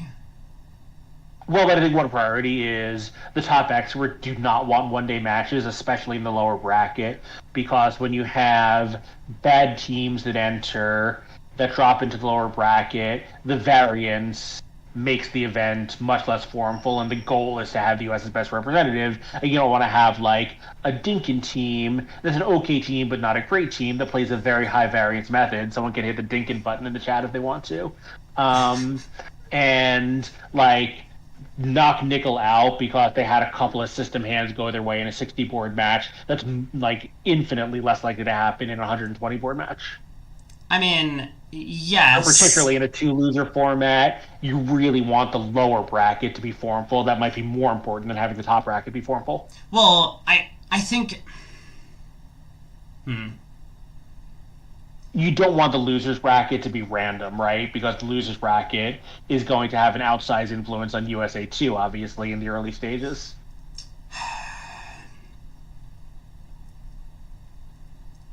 See, I'm on the other side because, I've seen these double elimination brackets work very well in a bunch of esports. And so let me try and voice my opinion on this, because I think that winners bracket, people who continue winning, who don't lose a match, should get a bonus. And the bonus, effectively, is that they can play 2-day matches. The people who drop to the losers bracket, the essence is these are the weaker teams in the event. So creating higher variance by doing that is okay, because these are the teams that we don't care about. I get where you're coming from, that we want to have a strong USA 2, but it's possible for Dinkin to have one match and beat Nickel. Too bad for Nickel. They're not going to do that the next day against Fleischer, and then they're not going to do that the next day against Rosenthal. One of those teams is going to come out ahead. Sure. And so, of course, because over the long run, because over the course of the tournament, it's the same as having effectively one long 10-day match. I get that from the weaker team's point of view. The variance catches up with them, even if it takes multiple opponents to do it. Right. But yeah, so I mean, that's kind of where I stand on this. It's the teams from the higher bracket shouldn't be punished, because the teams that drop in from losing today's match now have to win 2 more matches in the loser's bracket to win the event. That shouldn't be how it works. These are supposed to be the number one, not this match, the Shori and Kaplan match. Like, let's say Shori wins and beats Kaplan. Kaplan should be ensured that they get at worst 3rd place in this event. And that's not the way that it's set up. Like, that is completely unfair. Yes. So I agree with that. The loser of this should automatically drop into the USA 2 final, even if that means that there's some weirdness to the loser's bracket and some buys. yeah, and so like, and similarly for like the losing semifinalists should be ensured that they get no worse than like 6th place or something, or whatever. You know, I think it's 6th in general in the normal double elimination bracket format. And so like, but in fact they drop into today's matches and like they could lose and they would be in, you know, like 8th or 9th place or something. I don't know exactly where the line is drawn, but that's something that, you know, I think you would have to do a restructuring, and there seem to be 2 simple solutions. One is to make it 1-day matches in the loser's bracket, at least for the first few rounds. And you can switch to 2-day matches for later parts of the loser's bracket, like semifinals onwards. The other is to give the winner's bracket times where they sit out for like 2 days. Like, they get knocked out in the semifinals, but then they get to wait for the loser's bracket to resolve itself so that they get caught up to being in the right, you know, position that they can play. And that's generally what's done for, I think, a lot of the major esports events, is that they have the winner's bracket losers in the semifinals and finals like sit out for a day. Yeah, I certainly agree with that. I think I'll give you one last thought on this, and then I'm going to sign off for the next, whatever it is, half an 30 hour. minutes. Which is, I think if it were either a straight consolation or if everyone else is just playing for a somewhat meaningless 2nd place, then everything you're saying makes sense. But here, you know, I would say that first prize and second prize in this tournament are equal, and I think the players would agree. So I think that's an argument for having the second bracket be treated to the extent possible as the same as the top bracket, since ultimately there's no difference between first place and second place. Yeah, I mean, which is totally fine. And so then your vote would be in favor of switching it to the people who get knocked from the loser's bracket or the winner's bracket later get days off before they play matches, because that would be the way to ensure that the loser of the Shori Kaplan match gets to play in the finals of USA 2, as opposed to having to fight through 2 more extra days. That would be my preference. Yes. Yeah, and like, that's totally fine. Like, I would be on board with that. But yeah, I think the way that it's set up now is just poorly positioned, and it feels like they're just... It's like a huge insult to making it to the finals of USA 1, because now you're just, you know, then they're going to have to play Nickel. Like, does Kaplan want to play against Nickel again? No, but like, they certainly don't want to play Nickel again and then have to play another match the next day. Well, there also is one other way to do it, which is the loser of USA, like the loser of this USA 1 match, presumably beat someone in the other bracket. So like, you could structure it so that they have to drop into the semifinal, but they get to play against the team they beat the most with carryover, even if the carryover isn't 100%. Yeah, I mean, carryover would do it as well. Like, I think it would still be a bad structure, but like, that would at least be fine. You know, I mean, it's like, you got to have some bonus for making it to the final of the upper bracket in these events. Right. Yeah, I think that's certainly true. Like, you don't, you know, you want to make sure that there's a bigger reward for making the open final than for making the loser semifinal. Yeah, right. Anyway, I will see you back here in about 30 minutes. Sounds good. Thanks. T-Tiger says, my audio is cutting in and out on YouTube. I don't know if anyone else from YouTube can confirm that it's actually working. Seems to be fine on Twitch. If my microphone is acting up again, let me actually take a look at that, because I know that we had a problem with this in the past. No, it looks like my settings are correct once again on the microphone, so hopefully that's not an issue.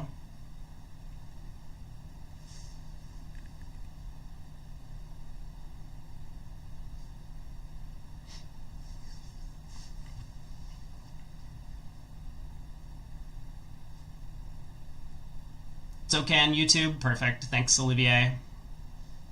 Thanks, Jammins. Thanks, Jeffrey. That also tells me exactly how long the delay is, because I asked this question maybe 30 or 35 seconds ago, and now I get the responses. Perfect. Appreciate it. Well, we saw a different auction in this table. Am I frozen? I might be frozen. Than we did in the other rooms. Joe Grew balanced. So Joe Grew overcalled a double. Another day. Hey, Sir Robin. Thanks so much for the big donation for another day of coverage.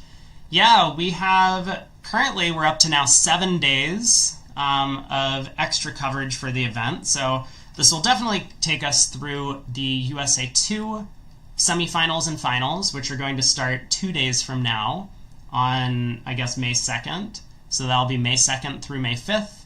Then we have May 6th off, in which I'm going to do the Real Bridge bidding panel problems. We'll do that live on stream. And maybe we're also going to play like 10 speedballs with viewers. We'll find out what we do on that day. But then cutting into May 7th and onwards through, I think, the 24th, we have quite a few more days of the mixed and seniors coverage. So I appreciate the donation. Thanks for the support. And yeah, this means that we'll be continuing our journey on in the USBF team trials.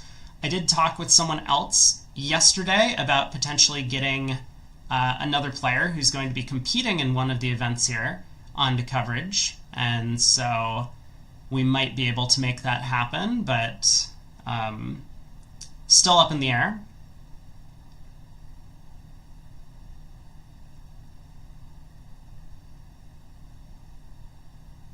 Man, spade to the 10 and jack did not work out for Declare. Declare tried to guess the spade suit, probably assumed that East was more likely to have spade blank than West on this auction and defense so far, and guessed to play East for the spade jack, which is pretty sensible.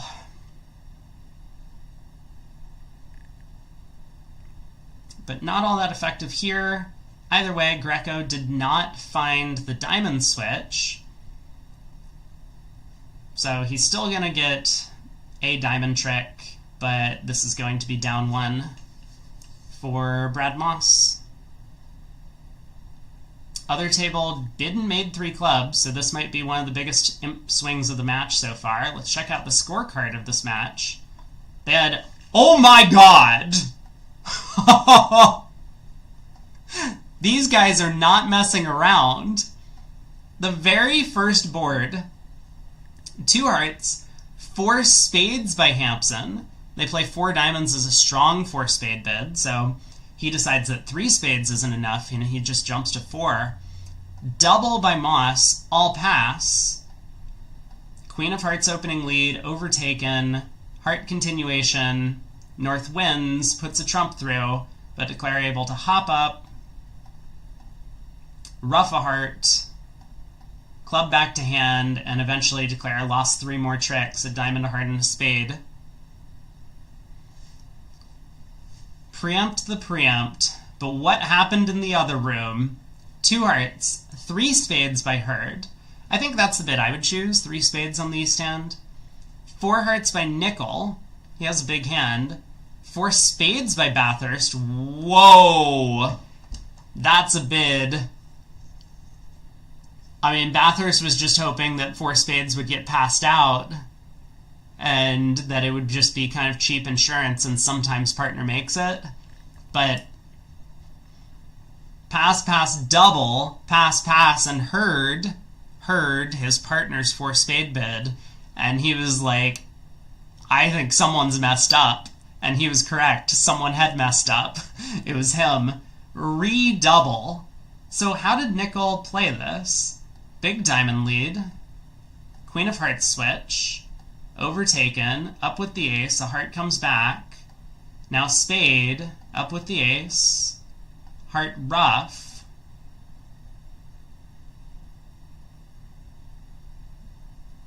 and this was the same down two.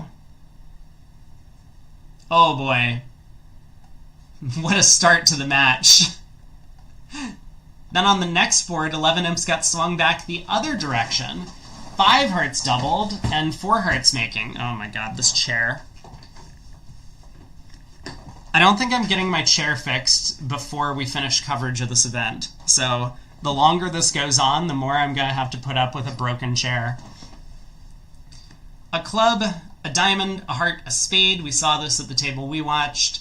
Support double. 3 spades by Nickel. We saw 4 spade bid at our table. 4 hearts by Bathurst. All pass. And they didn't beat this thing, huh? Jack of diamonds lead around to the queen. Ace of diamonds to pitch a spade. Club up. We saw this line of play. Nickel ducks the club. Second round of clubs to the ace. King of hearts! Whoa.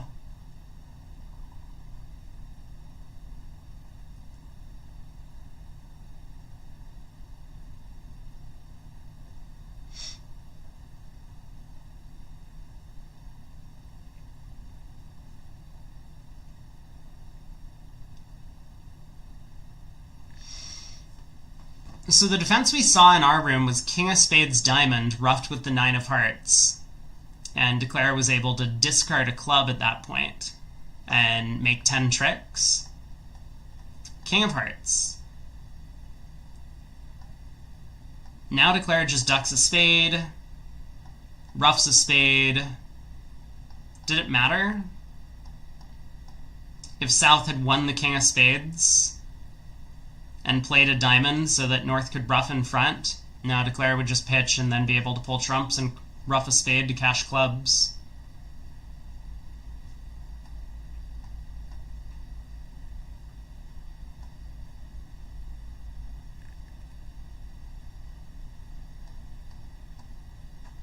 Yeah, so Declare can now just pull trumps basically, or try this. 11 imps to Fleischer, because in the other room, the auction started 2 clubs by East, precision, 2 diamond overcall, 2 hearts, non-forcing, 4 hearts by Hampson, pass, Gru balances 4 spades, what a bid. He didn't want to come in 2 spades over 2 hearts, he felt like that would show a little bit too much in the way of values, but balances 4 spades when the opponents get to the heart game. Pass, 5 hearts, and then he even doubles 5 hearts. Same diamond lead. Declare just ruffs a diamond. Ace of hearts.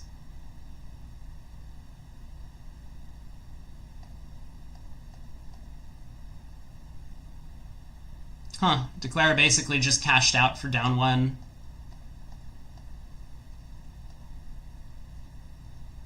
Reasonable line, but a different one from what we saw Gavin take in the same contract. 9 imps swung on this board. South opens a spade, 2 club overcall, we saw this at our table, 4 spades by Cats, 5 clubs by Herd.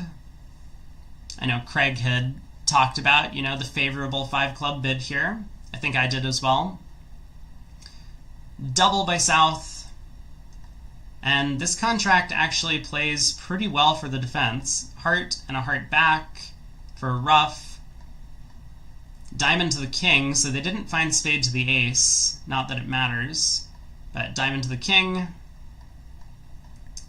Club, pull trumps, now spade to the ace. Another club, and Declare can take the heart finesse for down 2. At the other room, a spade, 2 clubs, 2 no trump, invitational, or better with 4 spades. 3 clubs by East, 4 spades, so with East being able to get his club raise in at a lower level, he didn't need to save in the 5 level at this table. Four spades, all pass. Club lead, up with the ace. Declare tried the spade finesse. Now Greco cashes the diamond ace. Plays a club through. Yeah, this was a pretty big error by Moss. I know we had talked about this before, but Craig was saying, like, well, Declare needs to cut communication and clubs at trick 1. If he doesn't do that, he probably should just reject the spade finesse. I mean, the only danger really is 5-1 diamonds, so you can't expect your opponents to have a stiff ace of diamonds and didn't lead it at trick 1.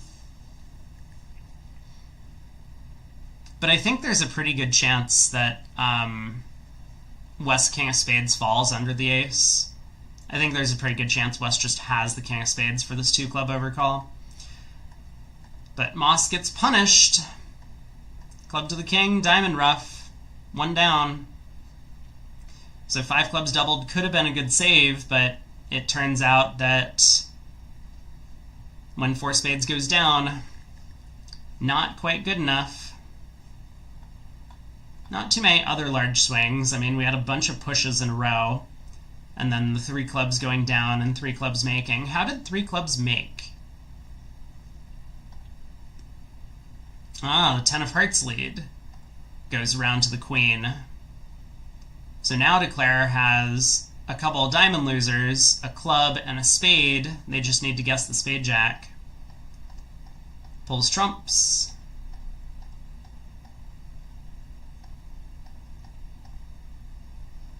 Yeah, Matt says ducking that club is a thoughtful play. I say this all the time. You know, you just cut communication when you're declaring. You have no idea why it's going to be helpful, but it almost never hurts. Declare plays a spade to the king. He was going to guess the spades wrong, but fortunately for him, West had ace-jack doubleton instead of ace-jack third. The spade back. Now the king of diamonds comes. Spade to the 10, diamond over. And 3 clubs makes. Opening heart lead really cost. Other room, they led a trump at trick 1, which gave nothing away. But the scores in the other matches, so Goodman is the team down here that is slaughtering Rosenthal 44-4. Almost looks like a typo on the scoreboard. Wolfson and Bailey is 11-7. Nice first segment, guys. We've gotten over the 100 imps scored per segment that we saw on the first day. How did Goodman completely destroy Rosenthal in this matchup? A couple of double-digit swings. 4 spades been made on this one. North-south. At basically every other table we've seen East-West getting to hearts. So we got the king of clubs lead at trick 1. Hey, Hamilton. The donation link should be directly in the description of the YouTube stream. Let me actually take a look to make sure that it's actually there today. I've had it set up so that I thought it was getting posted every day.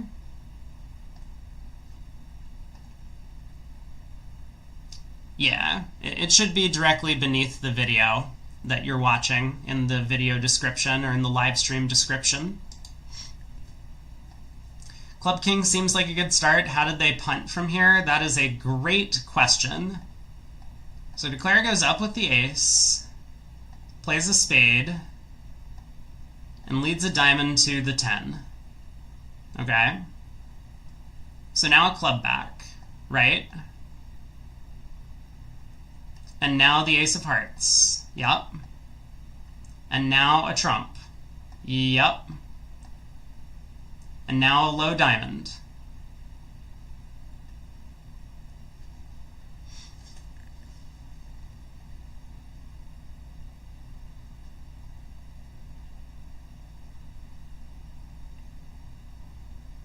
I mean, this play is just nullo, right? There's no defender in the world who would duck the ace of diamonds here. At least no competent defender. I mean, Declare has to effectively play for West to have started with ace third and make an error to go up with the ace. No, that doesn't even help. Yeah, wait a second. There's just nothing Declare can do to make this thing.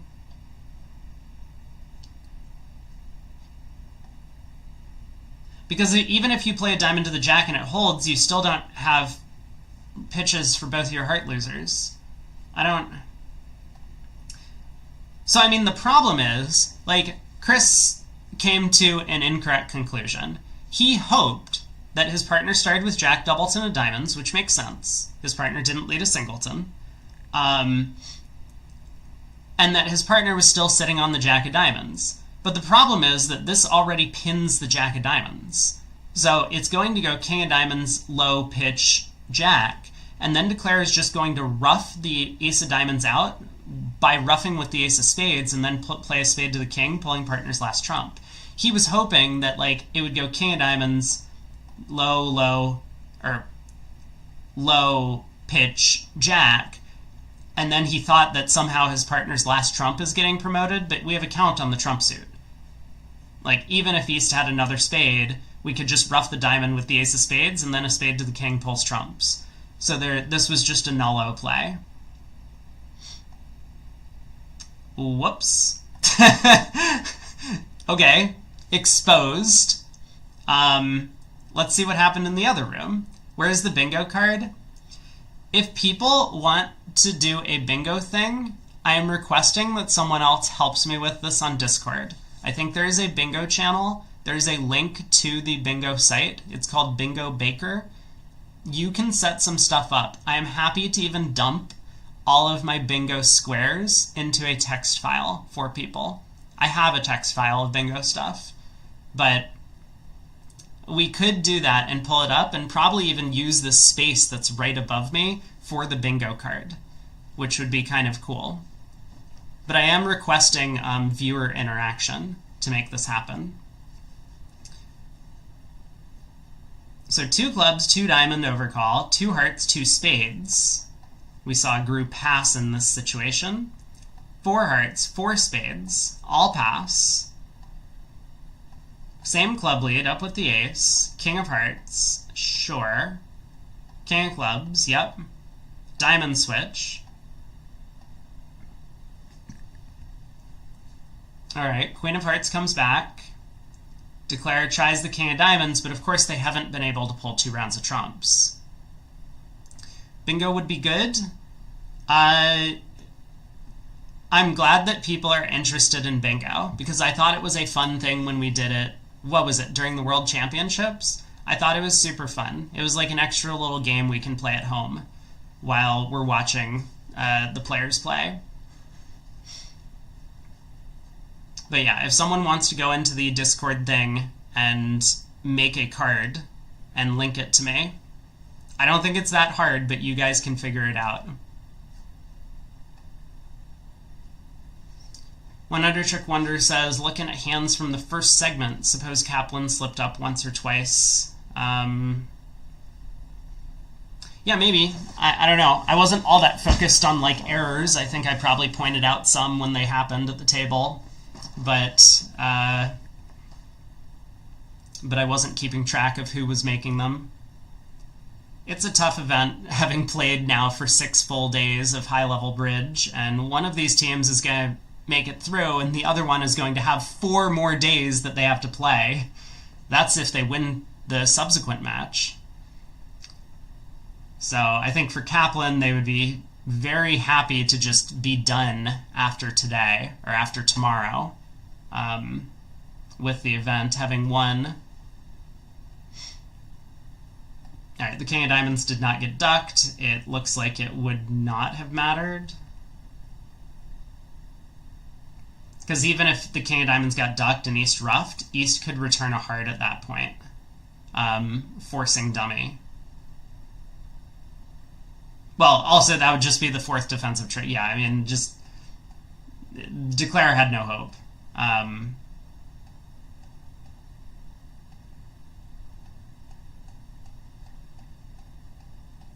Declare also in danger of going down too if the 10 of spades was poorly positioned.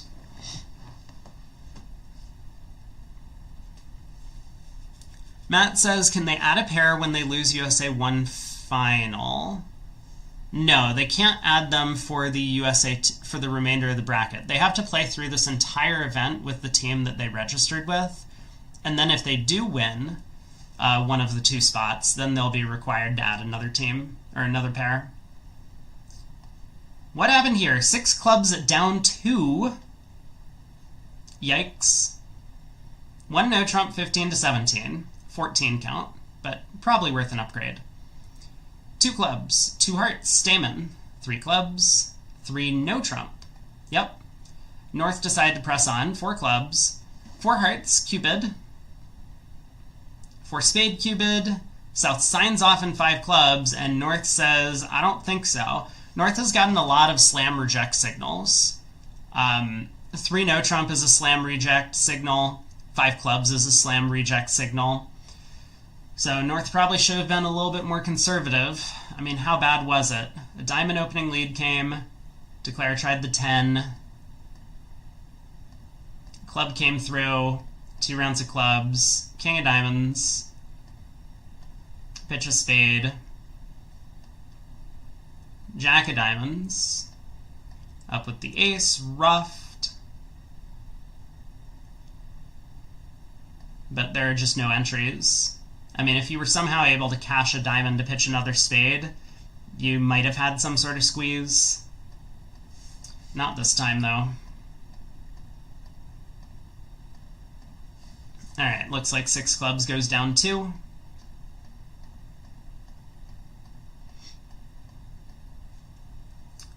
And in the other room, they got to 3 now. Same auction we saw at our table. No trump, 2 clubs, 2 hearts, 3 clubs, 3 now. Yeah, Eric, that's correct. You are required in the US to add a 5th and 6th pair, or 5th and 6th player to the team. If you win with a 5-handed team, which we saw one of the mixed teams do last year before they went to Buenos Aires, they added Eddie Wold. So I think it was the Zhang team, the mixed team. It was Dan Corbell, Sylvia Shi, Janice Molson,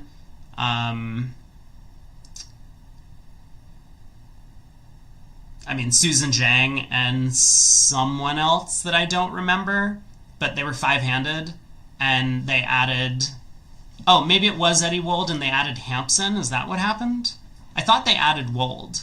Either way, that was a team that was 5-handed and they had to add a 6th person. It was required by the USBF to do so. Interesting decision, having to add a 3rd pair. Yeah, we've talked about this a lot. We might get to see... Let's see, I think the next board also offered a pretty big swing. We might get to see who is added to the team, because it will probably be announced shortly after the event.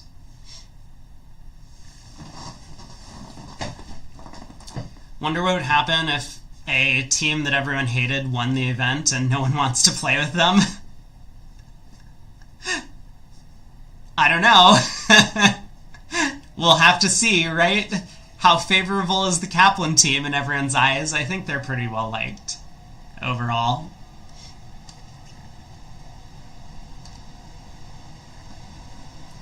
Yeah, as mentioned previously, the issue is that you can't just pick friends or people that you want on your team. You have to get the pair approved, and it's pretty strict, generally. I mean, I don't think that any pair that they suggest is going to be disapproved, because I'm sure that they'll probably talk with all of the other players that didn't make it through this event and ask them before they have to, just start like picking ones at random. But I imagine that they'll pick out someone who's pretty good. I mean, either the Fleischer or Nickel team is going to be knocked out after tomorrow.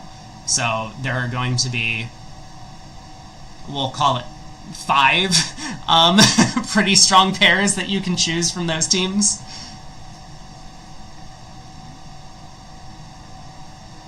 Matt says, what about picking players who played the trials but not necessarily a pair?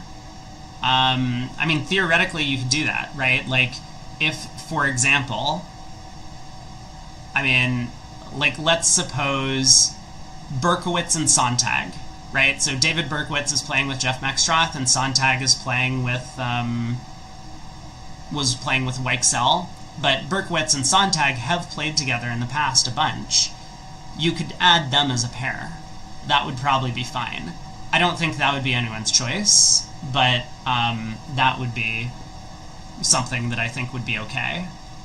Like, I don't think the USBF would decline adding them as an example. Club opening lead, heart to the ace, club ruff, spade to the ace, club ruff. What happened in the other room? How could this have gone so badly? 1 diamond precision, 1 heart, 1 no, 2 diamonds, 2 hearts, 3 hearts, invitational, 4 hearts. Club lead, yeah. 6 of clubs, good start. Heart to the ace. Oh no! Oh no! We didn't make it happen, did we, Pard? Oh no! Oh no! Oh! Uh-oh. This was not how we wanted to defend this one. Things were going so well when we played that 6 of clubs. Things were really going great. Uh-oh. This was not the right defense. Oh boy, sometimes partner has just led a singleton against a suit contract. Whoopsies. I don't think we even need to pull up this match to take a look. How much time do we have until the next set starts? 2 minutes! Excellent.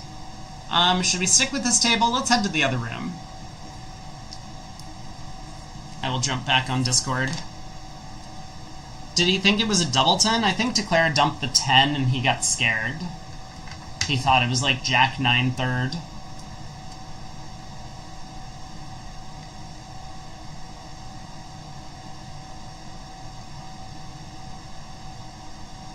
We don't lead doubletons, yeah, we've learned that. Hello. Hey. Alright, I took a look at the results from the other matches, and can you just let Chris know, like, from me, as a personal favor, that he needs to work on his cashing out? I will not tell him that because I don't want to get punched in the face. What happened? Which hand was it? Well, you know, I mean, he just all like of them? made it. Yeah. I'm sure. There's actually another reason why I should not tell him that, which is I don't really want a 45-minute lecture on why everything was Eldad's fault, even when it was a Trick 1 cash out. That's fair. Yeah. No, I mean it's fine. Yeah. I've talked to him a decent amount from my exile. You know, he's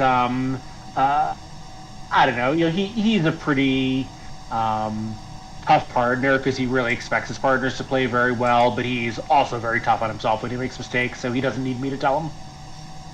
Yep, that's totally fair. It's just that he doesn't think anything is a mistake. Yeah. I've heard that. You know, I showed him some of the Bridgemaster deals, the level 5, and he would, I mean, these are hard problems, right? And so, like, some of them he would get right and some he would get wrong. And, like, the ones he got wrong, he was just like, well, I mean, like, I don't know how anyone could, like, use this in their game because, like, this is so counterintuitive. And I'm like, I don't know, man, like, I live streamed this thing and I got the problem right in front of, like, hundreds of viewers. Yeah. So, yeah, like the Skinner meme, you know, like, oh, you know, did I screw this up? Like, no, it's Bridgemaster who's wrong. Yeah. I think one thing about him is, like, I think if you ask him tonight, he will not believe he made a mistake, but he's actually very good at getting a little perspective and going back and going through the records and analyzing his own play with the benefit of a little bit of distance from it.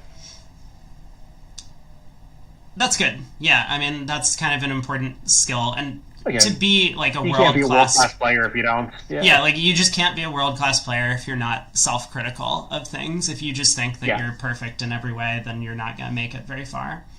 We're on to board 16. You have to be impartial about your own game. Anyway, we got cards up, so Eddie Wold has a third seat, red, white, one club opening on a pretty good hand. Yeah, spade overcall. Probably a pass from Adam. Yeah, we'll see if Vince has a 3 club mixed raise or if they do something else here.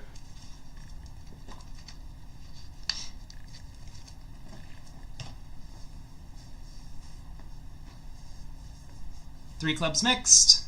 You called it. So Eddie will probably double to show clubs, I imagine. Yeah, and clubs, but also extras, I think, right? Since it's inviting action to the 3 level. I mean, would you not do this if you had that hand that Raj held earlier? You know, King, Queen, Jack 7th, and Ace 3rd of hearts and out? I don't know. I mean, if partner's going to lead something, a club is still the only suit that we would have bid at that point, right? Yeah. Pass from Craniac. If you're going to give the opponents extra bids at the 3 level, I think you need more of a message than just like reminding your partner that you opened a club. That's fair. What if you were playing one club is like all weak, no trumps? Then wouldn't you want to do this to distinguish your minor suits? I think actually then it might be more important to have the double be your 2-no rebids. I don't know.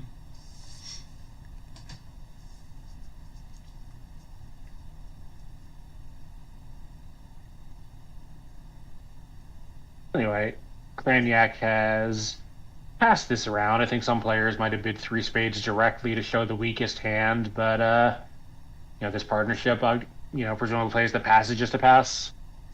Wait, I'm reading the chat. Someone has quoted me about hating Doubleton leads in in the public eye. This is great. Right. We're getting the message out there. I need to take a look at this at the break. So,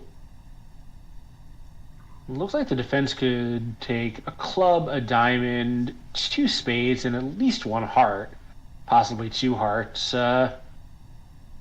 depending on how things go. So, this is not going to be close to a make for North-South. No, not at all.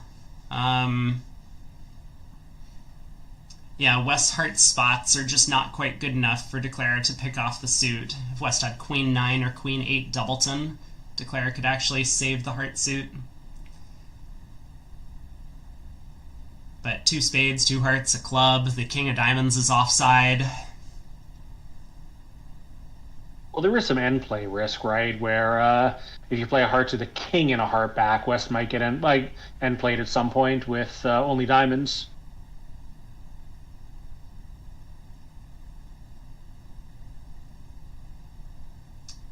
Yeah, there is...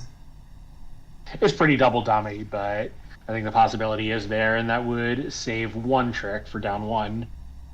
Yeah, it doesn't look like the strip squeeze against East works because you still have a 4th heart. You have 1 too many diamonds in hand.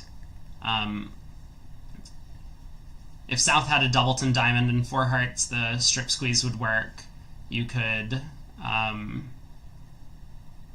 basically, like, cash a bunch of tricks and then throw East in with the long heart to lead away from the Diamond King, but not on the sly of the cards, as long as the defense is careful.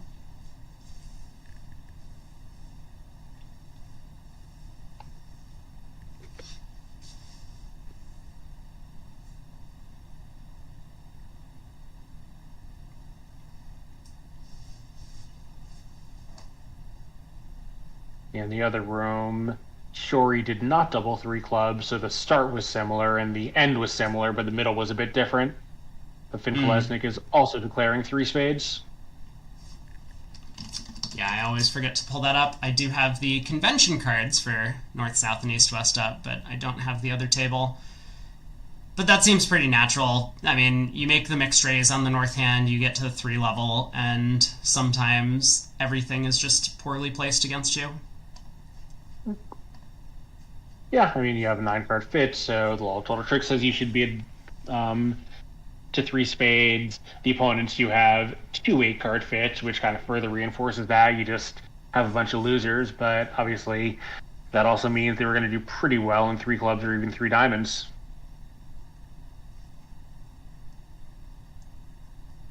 Yeah, that's generally the case, that when things split poorly for your opponents, then they split well for you. Hi, Johan. Yep. Good evening.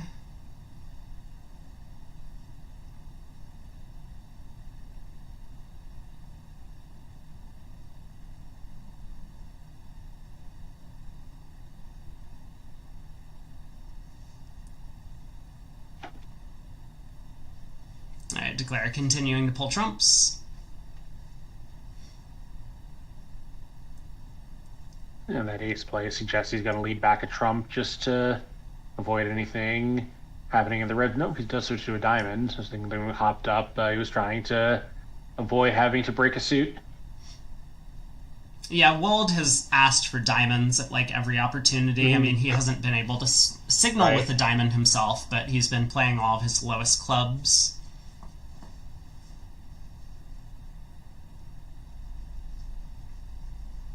So this will be down. Let's see. Down 2. He does have the opportunity to play along the lines I suggested, though, right? So Wold wins.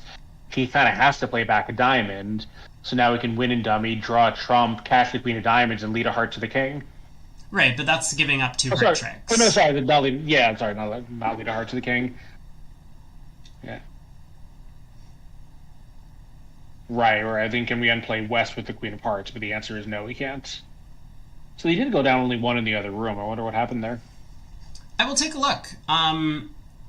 Although it looks like we have a very exciting subsequent board coming up, but let me take a quick look at what happened in 3 spades over there.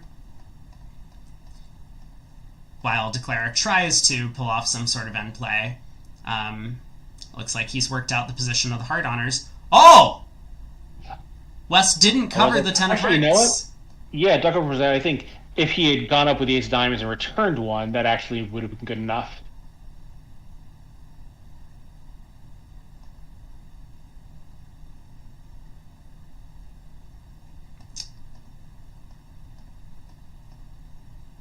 Ah.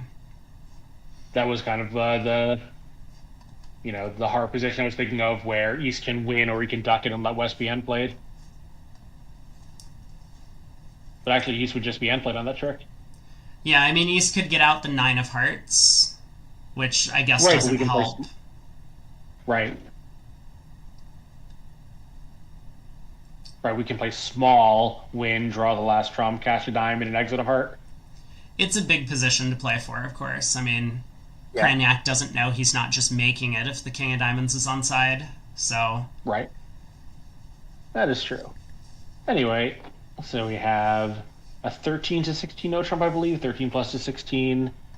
You still have to decide if he wants to show 1 suited heart and or both majors. Personally, I like the heart plan. We'll see what he likes. The hearts are a lot stronger than the spades. Yeah, I don't like a 2-card disparity for showing both majors, and Eddie Wold makes a transfer overcall, so he agrees. Yeah, 2 diamonds showing hearts. They are playing 2 clubs as both majors, 1 under transfers, so 2 diamonds as hearts, 2 hearts as spades, and 2 spades and 2 no trump are majors with a minor. 4-card majors with a minor suit. So presumably that's this kind of wonky version of Woolsey, so they can play penalty doubles against pairs like this that are going to open their random 13 counts, showing a 13 to 16. Yeah, I mean, their card says 16. Versus strong, they play doubles, 1 minor, both majors, but versus 14 to 16 / weak. So 14 to 16 for them is a weak no trump. Yeah, I think pretty reasonable these days. For 14-16, everyone knows that it just doesn't mean anything. So, double presumably no alert means that it just shows diamonds, although I expect there's also some card showing implications here. Yeah, I wonder if it's takeout of hearts. I know that 2 hearts by Cranyak could be a takeout of hearts, but 2 hearts by Cranyak might have been reserved as a transfer still to spades. So Maybe, but I think if it had kind of a strict definition, we would have seen an explanation with the yeah, double. probably.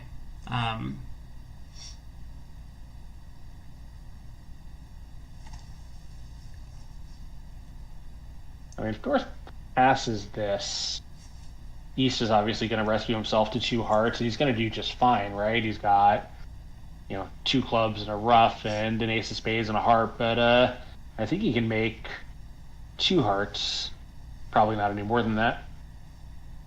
Yeah, I mean, obviously South has a game force over partner strong no trump, so South is right. But I was wondering if they might land in 2 hearts doubled. Yeah, you could definitely see that if it went past 2 hearts double by South. Cranyak bids 3 hearts to ask for stopper, so North is going to be happy to oblige with 3 no. Yeah, or if Eddie bids 2 hearts, Cranyak can make a forcing pass probably, and maybe North is feeling lucky enough to double, and South is looking at ace king ace there.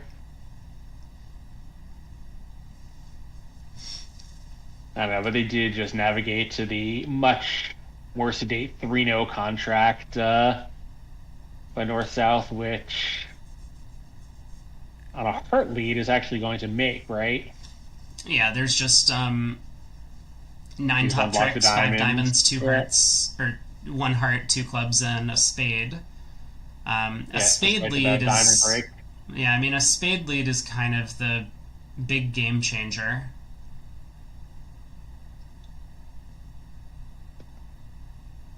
Yeah, if East does come with a sneak attack, this probably is just going to be too hard for North-South. They can try to play on clubs when they see the diamond split, but that's not going to work either. No, it just leads a heart.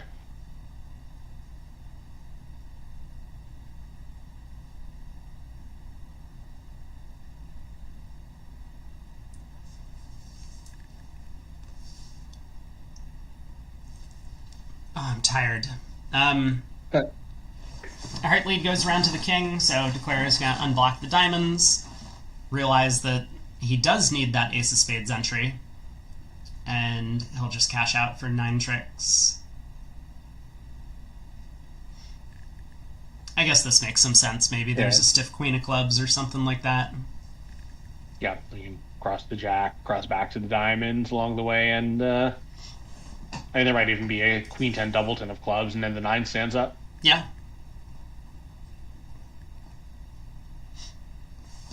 Where's Aaron to talk about how good Eddie Wold is and how he always gets his tricks? I mean, is a spade lead even good enough double dummy to beat it? They made 13 tricks in the other room? I was just about to take a look, and Shift, who's laughing now? Yes, Eddie played 4 tricks better than they did in the other room. Yeah, so in fact they did, because, wow, I mean, pretty big play by, who was declaring it, Adam Kaplan. So East pitched all of his clubs, and Adam Kaplan believed him and took a finesse against the queen of clubs. I mean, it wasn't just that. It was also that Adam's 6 of hearts took a trick at trick 13. Oh, I didn't even look farther than that. Wow. I mean, that's... I see. Well played. Sure, he misguessed what Kaplan's last card was going to be. This is why we were saying, why aren't people claiming in these events? Yeah, it's... I mean, defense is important. Yeah, it's a big swing.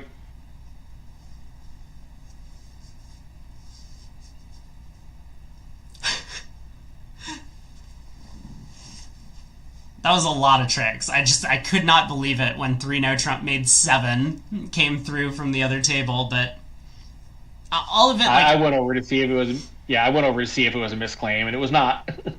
No, I mean, all of the plays were, reasonable in their own, but this is kind of one of the reasons why I think a lot of really, really strong defenders are pretty nervous about pitching from suits where they have 3 small, or especially here when they had 10 third of clubs, because it gives away a lot of information to observant declarers.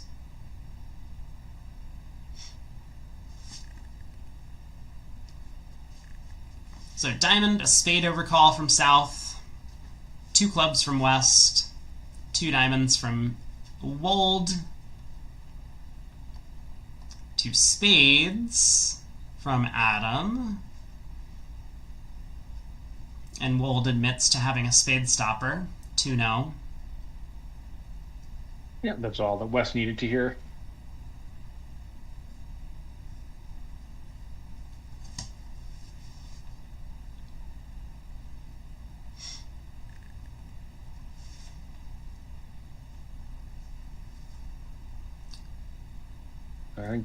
North didn't double 2 spades, but Cranyak, I don't know that he has anything better to do than lead a spade anyway. And a heart is certainly possible. Yep. I was going to say I could see a heart. Sometimes auctions like this, your partner's just going to have a stiff spade, so leading a middle spade, not only does it give Declare a spade trick, but it also severs communication between your hands. West very clearly does not have hearts on this auction, and East may well have bid 2 hearts over 2 clubs if he had 4. So I think I like the heart lead. Yeah, I mean, a spade lead, like, it doesn't need a lot, sort of, but in a different sense it doesn't. Your hand's kind of blank outside the spade suit. So, like, let's say we lead even the 5 of spades, and maybe partner has the 10 and Declare can't duck it. If our side has entries, they're going to need partner's hand because we have a 7 count. East didn't bid 2-0 over 2 clubs, so, Vade stopper. Imagine, like, it goes, partner just has a doubleton spade. That's kind of all that we need to beat it if the defensive spades are 3-3. I think there's a pretty good case for a spade lead, but as you say, it could also work out horribly in a heart lead.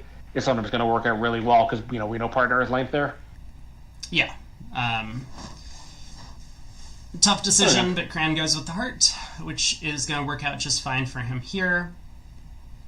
So how's Declarer doing? He's got a heart trick, he's got 5 diamonds, he's got 2 clubs, and... Yeah.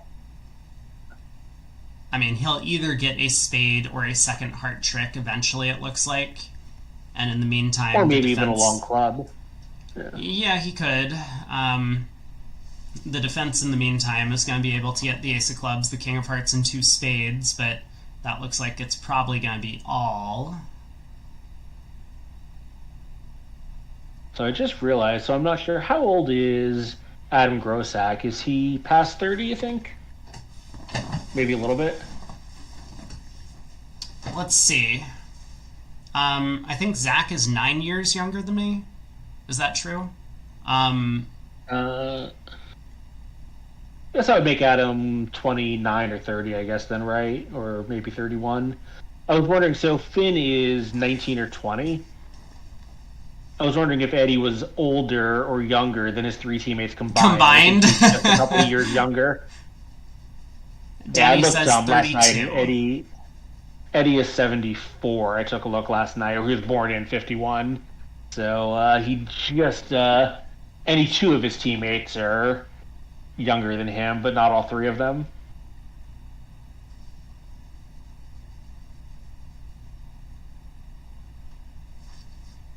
Well, Vince on lead with the ace of clubs. He gets a discouraging Smith signal from his partner. He might have already suspected as much. Yeah, mostly just confirming that South led this thing because he really wanted spades led from the north side. King of bridge. Like, is that like an ATM machine? It is. Or the pin number, or any of the other variety of these things. Brady says that he thought ducking the ace of clubs might have sunk this contract, and I think that's possible. Declarer does have some issues. But it looks to me like something Declare could do is play one round of spades to cut communication between the north-south hands. And then if Cranyak never cashes the ace of spades, then he never gets it, and Declare can work on the hardened club suits and lose an extra trick there. Or if Cranyak does cash the ace of spades, that sets up Declare's king for the ninth trick. I think... The plan I was thinking was, if it holds queen of clubs, now do we want that to hold or not? Because if that holds again, we can play king of diamonds, diamond to the jack, queen of hearts, and I don't think there's anything the defense can do to us at that point. Well, right, but the queen of clubs is... So if Cranyak had saved the 10 of clubs, then you could duck the opening, the first club, and then queen of clubs winning and another club setting up the club with the king of hearts entry and a spade hook coming through. Declare only has 8 tricks. So, but I think if the king of clubs had held, with neither the 10 or 9 of clubs dropping, Declare could, again, this might be double dummy, but it probably isn't, play a spade to the 10. And that cuts communications, and now South is kind of cooed into deciding whether or not to take the ace of spades immediately, giving Declare the king, or to never take it. I see, right? South can shift to a club at that point, but the defense is going to be, well... Yes, like, let's say South gets in with the jack of spades and puts the 10 of clubs on the table. Well, now that South has only taken one spade trick and is never getting another, we can just pitch all the spades from the east hand and set up the long clubs in the west hand. So we can now afford to lose one spade, 2 clubs, and the king of hearts.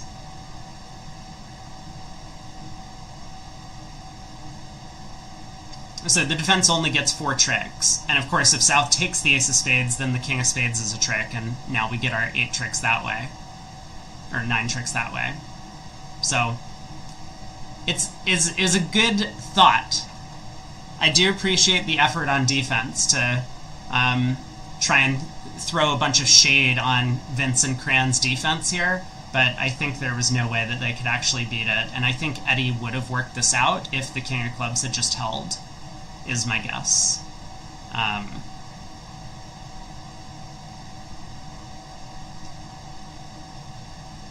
Alright, he tries the queen of clubs, he pitches a heart. But now what?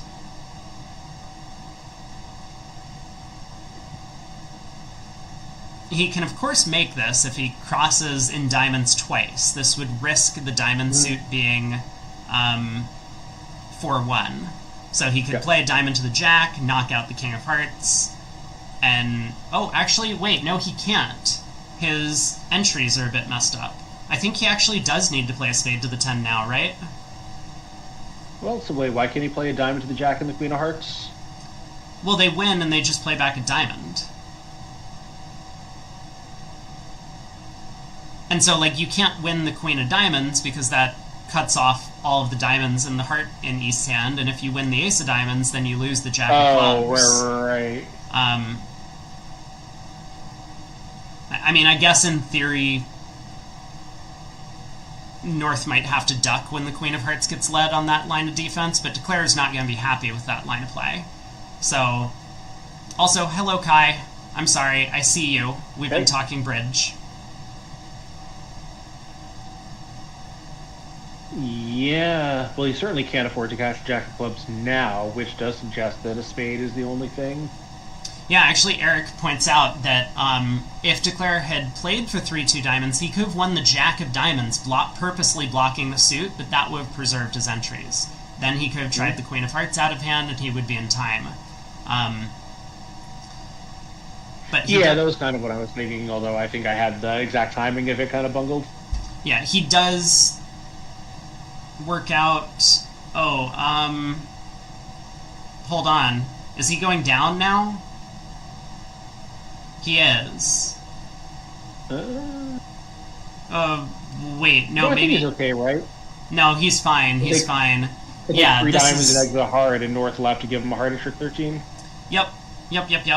Yeah. Cash 2 diamonds, exit a heart, and North can cash a couple of tricks, but then a heart goes back to the Jack of Hearts. So this will be 9 tricks. Well done by Wold to spot the winning line of play.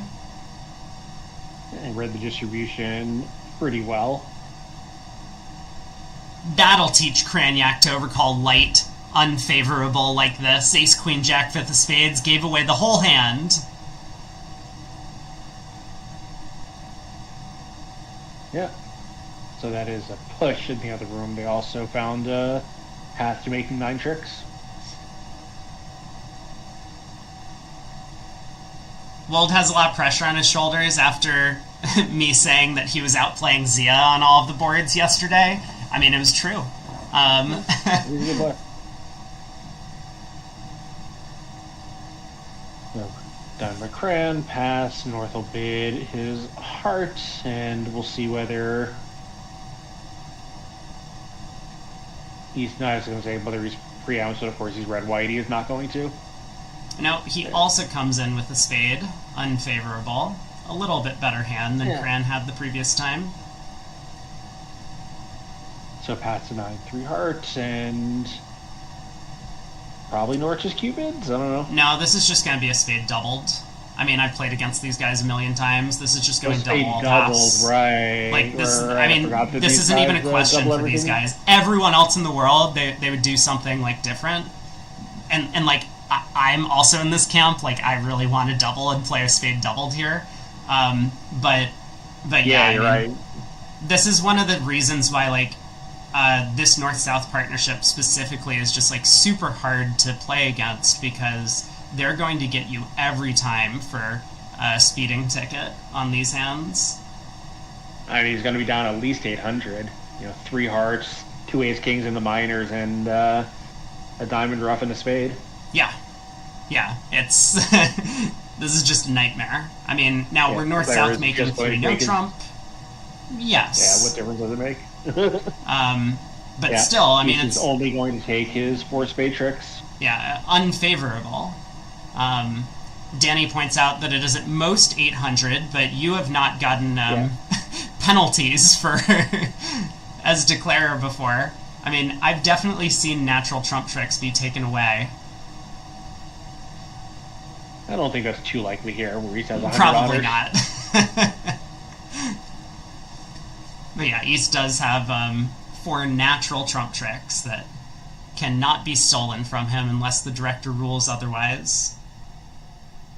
Yeah, of course, in the other room, they made the same overcall and got the same balancing double from Adam Kaplan, but Finn Kolesnik just bid 1 no trump, and they got to their 4 heart game.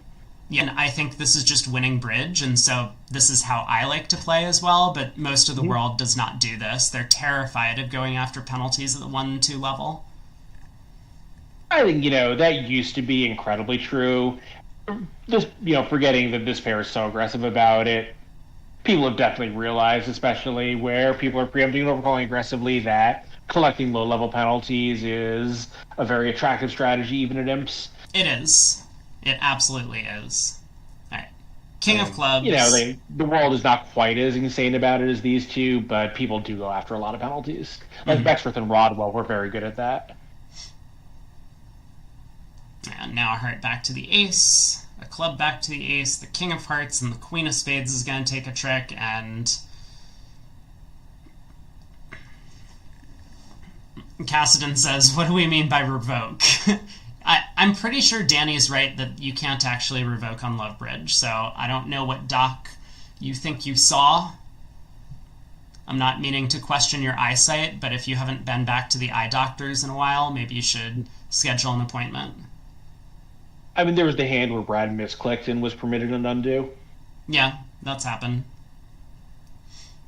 Alright, but he can put himself out of his misery here. I mean, Cranyak was fighting for that 1100. If his partner had the stiff 9 of spades, then they were going to get another trick. North-South did, in fact, make 3 spades on this one. Although, I don't think they would be able to if East-West were on lead. Right. So Well, pass he by can make at least West. two spades. Yeah, a diamond overcall, or a diamond opening from North. East will overcall Heart. No, he's learned his lesson. He's like, I've heard the stories, but you don't actually believe it until they get you on one of these hands.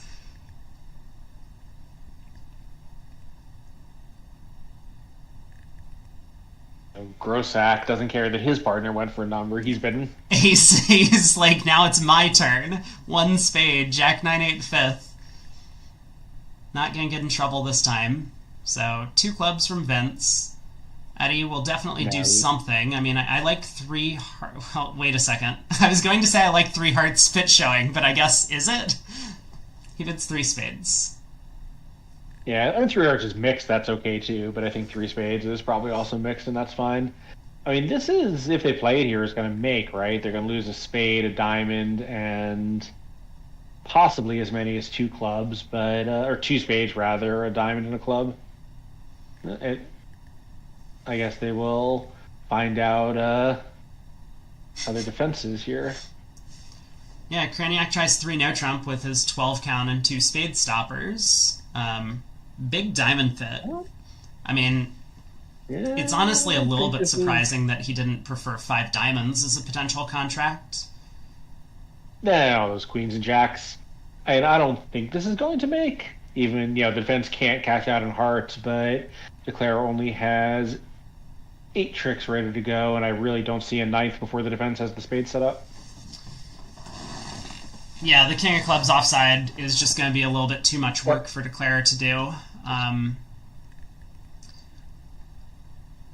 It really would only happen if East-West make an error and set up the Jack of Hearts for Declare, but I don't think that'll happen. Yeah. Yeah, I think basically impossible, because anytime they get the lead, they're going to play spades. I mean, if he cashes out 5 diamonds, is it possible they could pitch badly in some way? I don't think so. Like, Wesley has to keep 3 clubs. Yeah, I'm sure Declare is just going to play a diamond to the queen and a club to the queen. Poker straight flush. Yeah, North has unlocked the achievement. Poker straight flush. So I was saying the other day, about some of these hands like North that, Chris Blanken specifically had said that he doesn't like opening these kinds of hands when you have minus suit length. And I think this hand is why, right? Like, the South hand is kind of a normal game for us with 12 points, and it's just a horrible game. Yeah, but 5 diamonds is cold. That's true, 5 diamonds is cold. Yeah. No, I mean, I hear you. That minor suits provide a lot less flexibility in which game you play. Like getting to 5 of a minor is pretty rare, and 3 no trump is going to always be the preference. And as you say, like, right. Even with the diamond fit and the 2 spade stoppers and cards like relatively well placed, you get 1 of 2 finesses on side. You kind of expect that to be enough to make a vulnerable game, but here it's not. You need 2 of 2 black suit finesses on. Right, and if you had 1 more diamond and 1 fewer club, you would have the same high cards, but the hand would be so much more promising for a no-trump game. Yep. Now King Doubleton of diamonds in any 12 count is probably getting you pretty close. I feel like I must be frozen. I mean, there's no way Kraniak has taken this long to play. Whoa! Unless we're both frozen. Okay.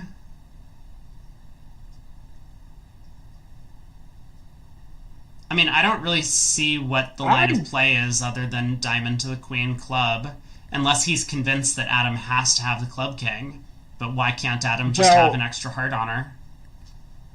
I mean, if he had the 10 of clubs, he might be thinking about trying to run the queen of clubs if he's 100% convinced the king is with West. But with the club slots being 2, 3, 4, 5, 6, I don't think that's a possibility here. Yeah, this is just really strange. Well, either way, he is going to go down, so... We see 3 no trump down 1 in the other room as well. They also did not find their way to 5 diamonds. They had, in fact, the exact same auction.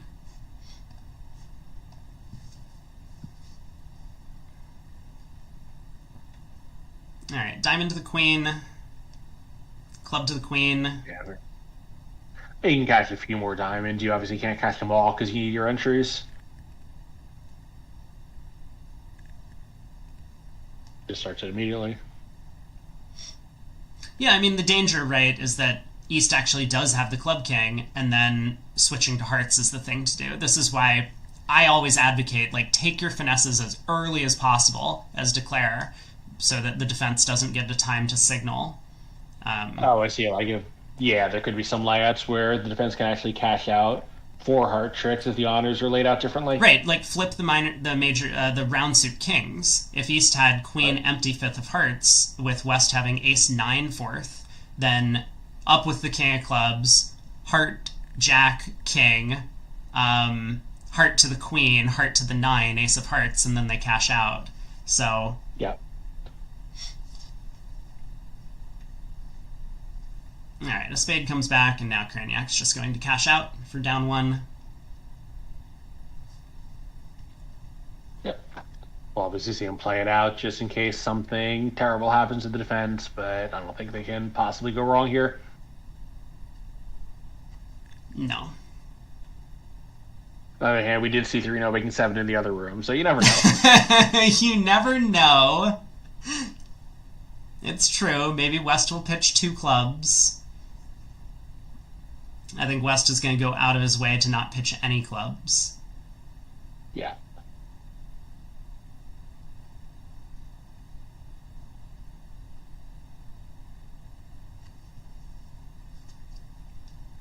Alright, South has just claimed. On to the next board. So we're through 20, and Shori has picked up a few imps. They're now up by 15 overall in the match.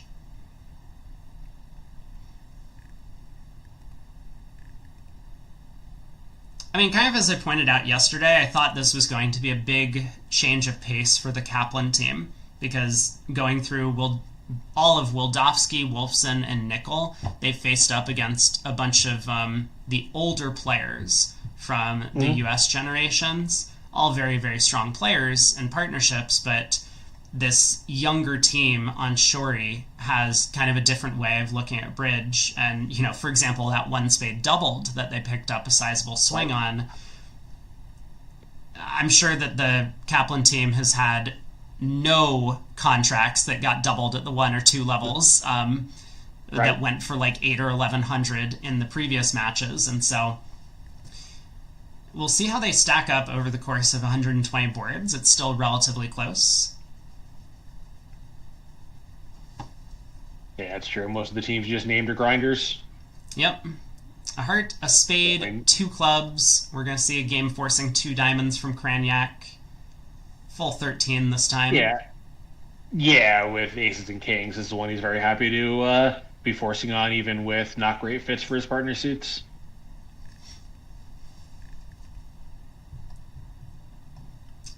Fourth suit forcing or weak with hearts, so these are the guys that like to play a lot of system, and they've discussed it for 30 years. Yeah, so probably North bids 2 hearts to say, okay, I'm willing to play here if you are, and South will probably bid 2 no's to show that he had a game forced with, no clear direction, give North room to show a 3-card spade suit. Yeah, it is a question whether 2 spades or 2 no trump is going to be the bid with the South hand, because he does have extra spade length, but you guessed correctly, 2 no. Yeah, I think 2 spades should show 6, and 2 no gives partner room to show a 5-3 fit. Absolutely. And it's obviously still rejected if you only have 4. Yeah, North could bid 3 spades here with 3-card support, but bids 3 no. So Kraniak gets to declare. And the clubs are okay, not great. The hearts are incredibly favorable. Yeah, that ace 3rd of hearts on side is going to make declare very happy. West has to find an opening lead. I mean, he'll probably just lead the fourth suit, diamonds. He has so many values in his hand. He might not want to break a suit, but he does choose a club. He selected the 9 of clubs from ace 9 fourth. Yeah, also reasonable. He knows he's leading through stuff in dummy and almost certainly no stuff on his right.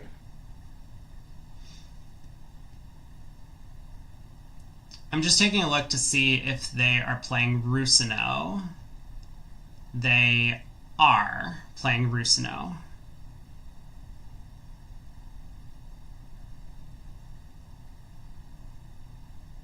That's the end of my comment there. So, I mean, the 9 has some implication.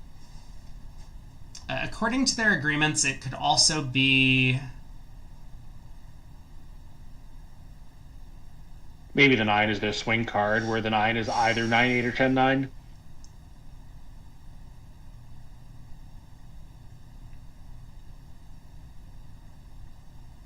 I'm staring at the card. I mean, it looks like they play a lot of... It's not... They haven't marked attitude leads, but it looks like they do play attitude leads. Hamilton, thanks so much for the donation and more coverage. Appreciate it. I will probably put some of this money to getting a new chair. Yes.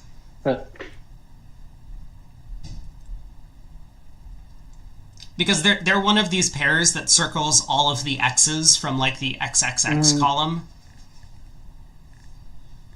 Right, which is, I'm sure it's true. It's just, the card is not set up for, giving a concise explanation when you do different things in different circumstances. Like, that tiny little corner just does not let you write anything, which is fine for, very simple methods, but not fine for the kind of carding agreements that people have at this level. Yeah. That's very true. Well, 9 clubs goes Jack, Queen.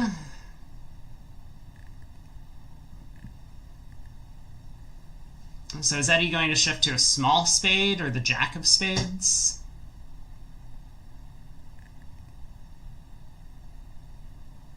I mean, I like the Jack since his hand is blank. If you're getting in again, maybe you lead a low one and figure you can push the Jack through later, but on this hand, there is no later.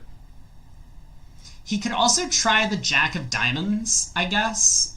If his partner has ace fourth, then that would be a very effective switch. Mm-hmm. He now knows his partner's led the 9 of clubs from ace 9, whatever his club holding is. So... I mean, a little unfortunate that we'll let Declare take 2 club tricks. Well, I guess he could anyway by leading up a couple times. We did his entries are not great. You can just run the 7. Well, I guess that's entry West can win. Yeah, but I guess it doesn't really matter. He's going to play on hearts anyway.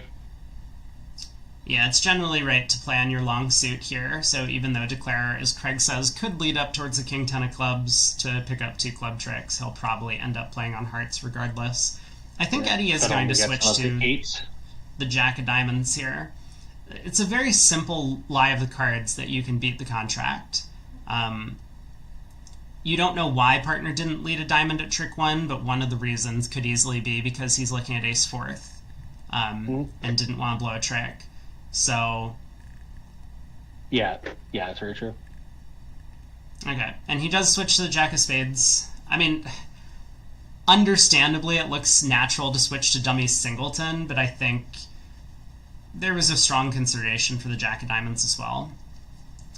So Jack of spades, Queen, King. I'm pretty sure Adam's just going to return the 7 of spades here. Yeah, that'll make things pretty easy for Declare. Now he doesn't have... I don't think he even needs the favorable heart position, right? Because he can take 3 spades, 1 heart, 3 diamonds, and... Well, I guess he'd need 2 clubs then to get up to 9. Yeah, but you're right. A spade return from Adam here would make Declare's life a lot easier. Yeah. So... He pitches a heart. He'll probably just take this opportunity to lead the 7 of clubs to the king, since he's conveniently in his hand.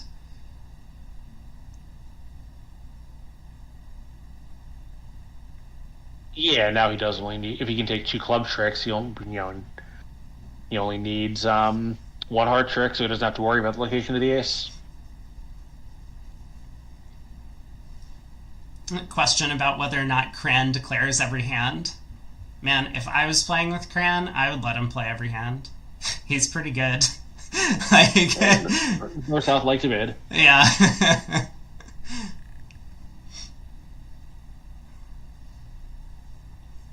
Alright, King of Clubs, unblock the 7. Make sure that we're set up for a potential finesse later in the suit.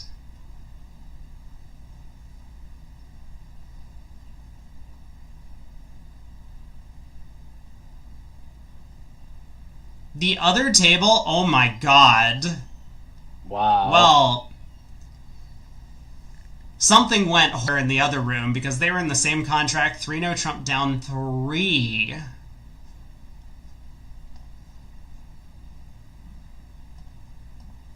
Yeah, so that's going to be a huge swing once again to Shori if this does come in, which it looks like it's going to.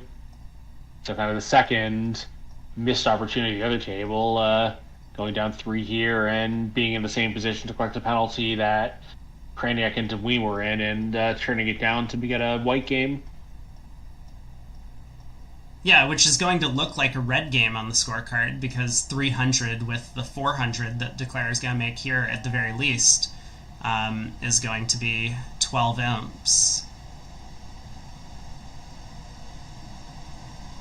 I mean, it ultimately turns out that what Declare did in the other room was reasonable, although I think probably a little bit anti-percentage. Declare played on clubs instead of playing on hearts. And there's a reason why people like to set up 5-card suits and no-trump contracts, but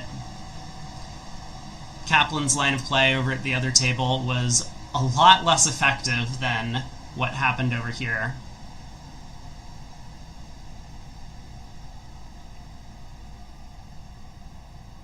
But, oh! Looks like Kraniak is also going down. So he tried the King of Clubs, he unblocked the 7 from hand, and Grossack put him to a guess immediately. This 2 of Clubs came back. He had to decide. Maybe the 8 was the system card, and Grossack false carded a trick 1, and it worked out for him in this strange way here. I mean, I'm sure it did. I think the 2 of Clubs is the system lead for them. But but once you're leading a middle one, though, obviously, yes, But like if they're leading Rusino from 4 and the 8 is the Rusino swing card, and then the 9 is a false card, and it worked out by convincing Kraniak that the 8 was with East, and he had led from Ace 9 Deuce maybe to try to unblock the suit or something. Yeah, well, as it is, Eddie has now pitched a heart, and I think Kraniak now realizes that West has the Ace of Hearts and a club to cash. So he's just trying to decide if he's going to potentially play for down 2 if he tries to cash the Ace of Spades, hoping that the 10 falls. And he does. So now with the 10 of Spades falling, he can, safely lead a heart up towards the Queen, but he's going to get out for down 1. Adam can just cash out.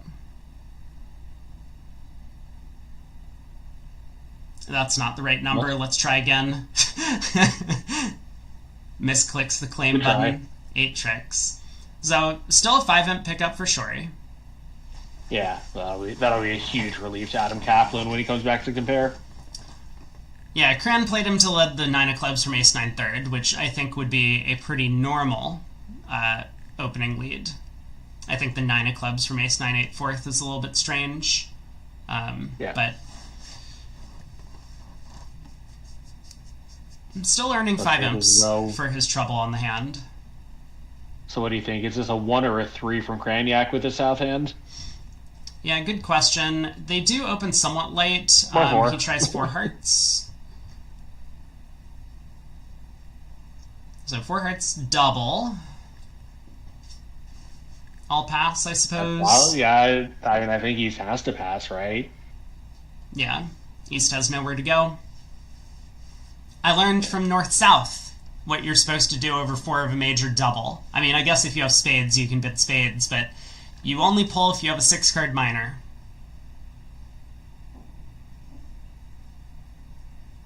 Danny says it's both a 1 heart and a 3 heart opener, combining into 4 hearts.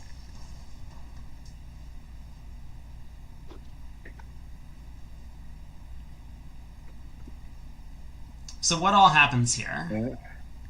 Adam can continue a club, so we ruff and we pull trumps. Eddie can force us again.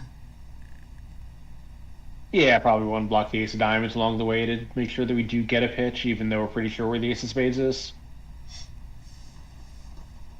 Danny says 6-card minor or 10 cards and 2 suits. That's probably sensible as well. Yeah, I like that rule. Yeah.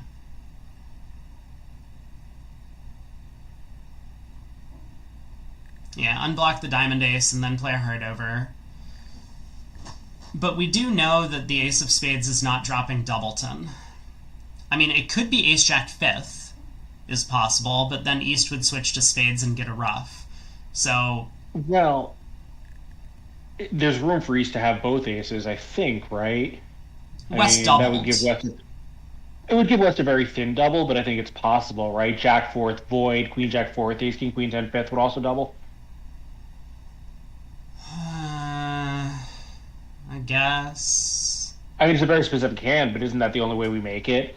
You know, win here, take a pitch on the King of Diamonds, either right now or the next time we're there with the other heart, lead a spade toward the Queen, draw trumps, and duck a spade and pray. Well, no, I mean, I think that there's some legitimate chance that West can get squeezed in the pointed suits. I see. Roll So- the hearts and lead a spade toward the King. I mean, yeah, kind of. So, I mean, like, if we think about the end position, let's say the King of Diamonds doesn't get cashed, right? So Eddie plays back a... Let's say Eddie just wins the ace and returns a heart to make things simple. We don't cash the Diamond King. We ruff a club back to hand, and then we start running hearts. It does look like as long as West holds on to enough clubs, he'll be okay to beat us. We would come down to essentially a 5-card ending where we have a heart and 4 spades in hand opposite 3 spades and the King 10 of diamonds and dummy. And West can still hold on to... No. We do make it if Eddie returns a heart here. Yeah. No. I'm on this. I'm all over this. Shift Ass, does it hurt to cash the Diamond King? It does, I think. Because then we can't then knock out the spade ace if West comes down to ace doubleton of spades after cashing the long heart. So, yeah, I mean, I think what happens is we come down to a 5-card... So let's say Eddie returns a heart. We win the jack, we ruff a club, we don't cash the Diamond King. We then run... Great all of our commentary. trumps except for 1, we come down to 5 cards. What 5 cards would we like West to hold? Well, because we still have a heart, West can't just keep a bunch of clubs. So West has to hold ace-jack 3rd of spades, otherwise we can knock out the spade ace and run the spade suit. West also has to keep the queen-jack doubleton of diamonds, otherwise we can just play a spade to the king and cash the king and 10 of diamonds. So West can't hold any clubs anymore. Now we cash our last heart and West gets squeezed. If West pitches a diamond, then we just go spade to the king, king of diamonds, 10 of diamonds. If West pitches a spade, it's really important we still have the Diamond King. Because if we had cashed the Diamond King, West could win the ace of spades and then cash a diamond. So on a heart return, declare Ken, and I think Kranyak has already foreseen this position. He will make the contract.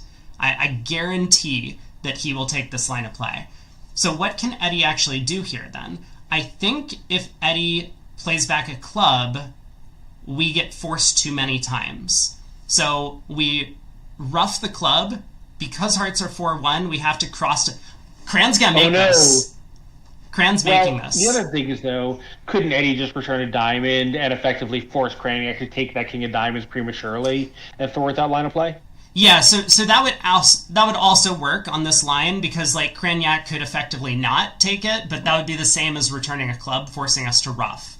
I see. He could ruff that diamond, cross the jack of hearts, ruff a club, yada yada. Right, but yeah, I think Cranyak is making this here. He's going to see this line of play. He's going to realize that West is very likely to hold ace-jack or ace-10 fourth of spades. He's going to ruff a club, not cash the king of diamonds. I guarantee, I have never been more certain of something in my... Okay, I'm done. I tried. Thanks, Jeffrey, for the donation. Appreciate it.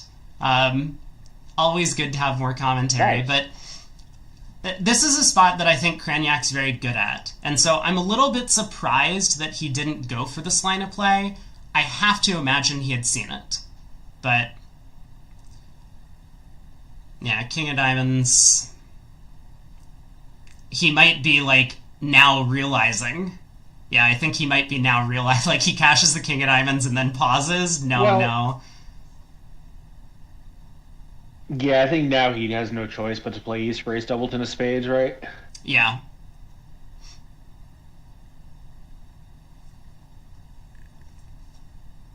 He might have also been thinking that he would often be able to rough out Queen Jack third of diamonds. Yep. Yeah, I mean, that could be the Yeah. pause now. He might have... Like, it's possible he didn't see this line of play. Right. I think that's very possible. Because it's not like all of these end positions are so obvious, but this feels like one of these hands that it almost turns into a double dummy problem once hearts are 4-0 and you see the takeout double. So, down one. Huge potential swing for Shori there, but Cranyak misses it. So 2 umps to Kaplan. Still an 18 ump match. Okay, we're gonna get to see Vince do a thing, unless he chooses to open 2 no trump in third seed. I believe this falls under their 2 club opener. I think this might be a little... Yeah, their 2-0 is 21-23.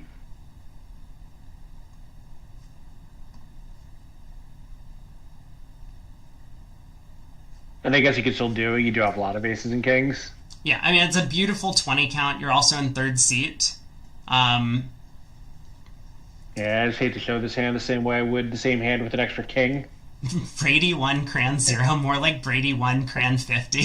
But I'll take it. On today's set, we've outplayed Cran on one hand.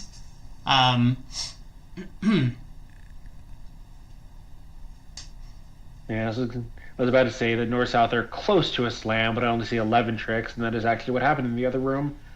So everything is pretty favorable. The diamond finesse, you can pick up the spades, but hearts are 3-3, but I think the best you can do is 3 spades, 4 hearts is 7, 2 diamonds is 9, and 2 clubs is 11. Yeah. There's no squeeze. You would need someone to have 4-4 in the minors instead of having the diamond length and club length split. Yeah. That is correct. Jeffrey asks, do I want ideas for a bingo card? Where should you send them? I'm not looking for ideas. I'm looking for someone to actually make the card for me, because it's just like extra effort on my end. I'm happy to put up the bingo card in this empty space above me if someone makes it. So you can send it in Discord. There's a channel called Bingo in the Discord.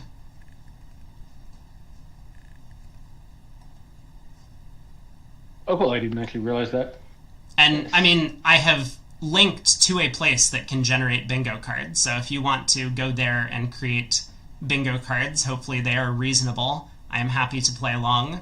I think the deal last time was whenever we got bingo, I would gift a membership and a sub on my channels to random chat members.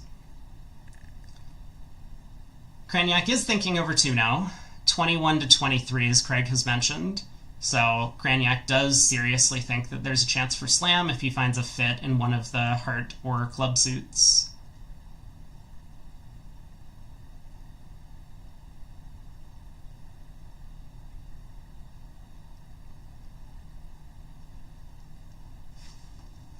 Three clubs, some version of puppet-ish. That Aaron was angrily opposed to the other day. So 3 spades, 4, exactly 4. Yeah, 4 spades from Vince with the 3 spade bid, 3 no trump from Cranyak. I would just, like, most expert pairs do not play puppet over 2-0 anymore because it interferes with being able to show your Smolin shapes. I imagine that this pair has found something that overcomes that and it's just so complicated and no one else wants to adopt it yet. Yeah, so I think they can show one Smolin shape but not the other, and so they've made that trade-off. That's what I think from watching a couple of their auctions. But I could be wrong. It's possible that they have ways to show everything. Jack of Hearts lead from Wold. So it's all going to be about over tricks here. Declare, I think, would like to run the Queen of Spades. Let me see how sure I am of that.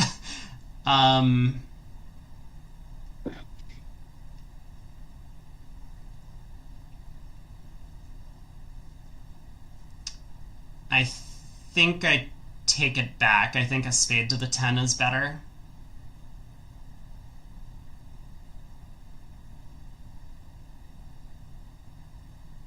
Well, let's just see what he does.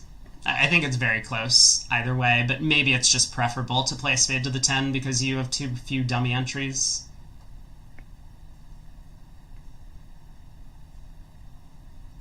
Double diamond hook, also sensible.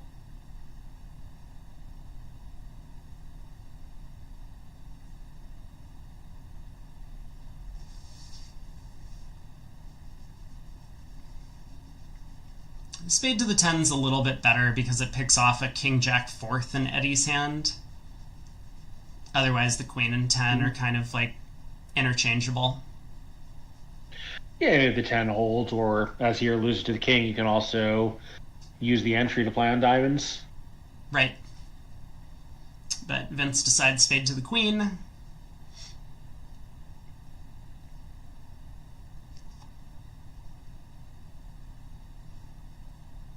So another heart and a spade to the 7.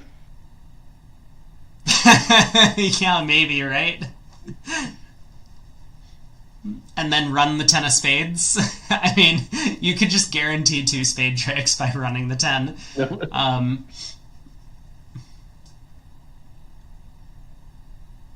New game show idea. How to lose as many tricks in this suit as possible while still taking reasonable lines of play.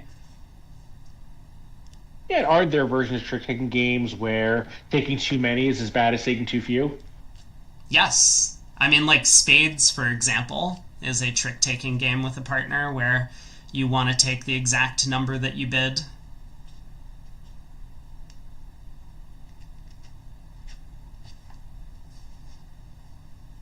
I think Wes is probably going to play a club here. Like, nothing else looks that good. I guess a diamond is vaguely possible.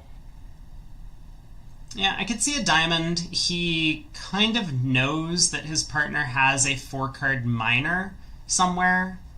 The Jack of Hearts lead, I think, is... It could be Jack 10 9 4th, but... Could it be? I thought we said they were playing Rusino. They are playing... Yeah, actually, let me guarantee this. So they are playing Rusino. So I guess it would be 10 from Jack 10 9 4th. So yeah, actually Wes knows his partner has a 4-card minor somewhere, but didn't lead it at trick 1. Yeah, I think that 10 out of diamonds was kind of scary when we have king 6-5, king empty 4th. Like here, it turns out partner does have a diamond card, but like, I don't know, isn't Declare often going to have like ace jack 3rd or 4th, ace queen 3rd or 4th? Sorry, I'm mesmerized by the action at the other table. On board 25, we have an exciting one coming up in a few moments.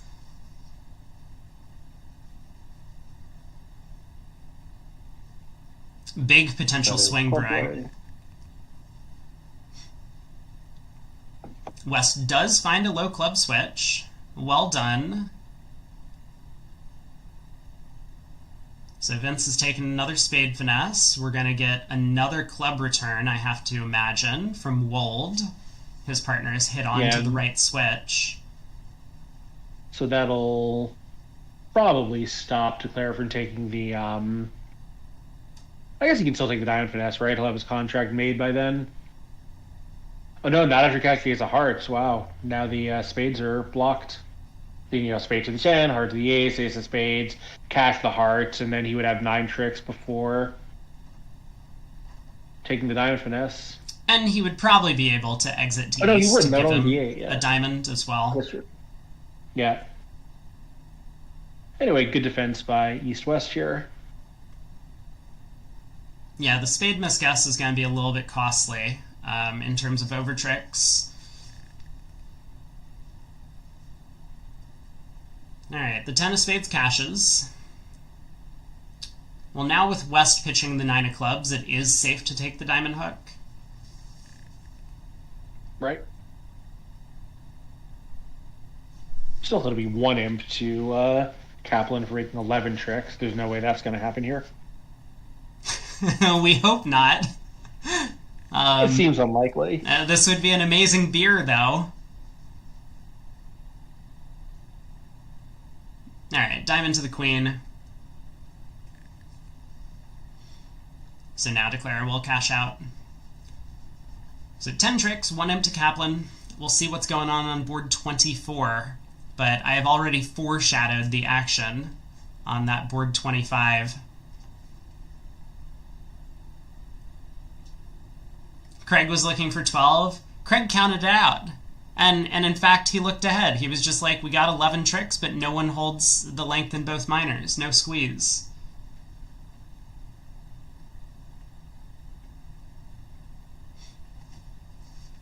Alright, so East is going to open something, probably a diamond, and it'll go double, and West has a pretty good hand here. Yeah, double, redouble, double, 2-no, I guess would be the choices. Grossack redoubles.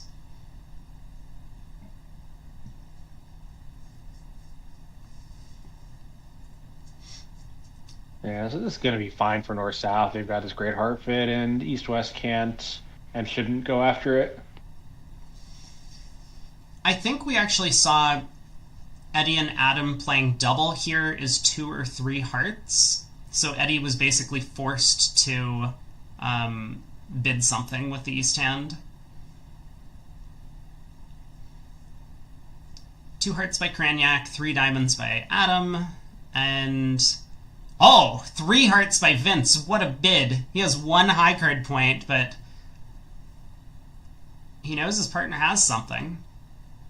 Yeah, South's shown a good hand. He knows he has a 9 card fit, so his law 12 tricks indicated. So now if they decide to go after them, they're going to be rewarded. Yeah, this is 500. I mean, East-West have a diamond game. Yeah, it didn't matter what Adam did as long as they pushed on in some way. 4 hearts doubled or 5 diamonds. I mean, I don't think South is going to hit this, but I bet he's giving it a look. He might, yeah. I mean, he's got to know that someone is short in hearts, so, yeah. Yeah, this was a fast auction to get to 5 diamonds. But I think this shows a little bit of the difference in styles. We saw earlier in this set that Cranyak and Demoy doubled a spade going after a penalty, whereas here, Grossack and Wold just bid to 5 diamonds on their own and didn't go after this 4 heart contract, which would have been for 500. I mean, they're going to earn a sizable swing their way, but it kind of sets the tone for the match if you start doubling the opponents in some of these actions. I know Craig has mentioned that it shouldn't get to players at this level, but it definitely can. Yeah. And so, Cranyak and Demoy are going to make note of this, and going forward, they're going to look at this sort of board and say, hey, they aren't going to double us. We can compete a lot more aggressively, kind of on the flavor of the Meckwell bidding very late games in the past. That was a fairly effective strategy when people weren't doubling you.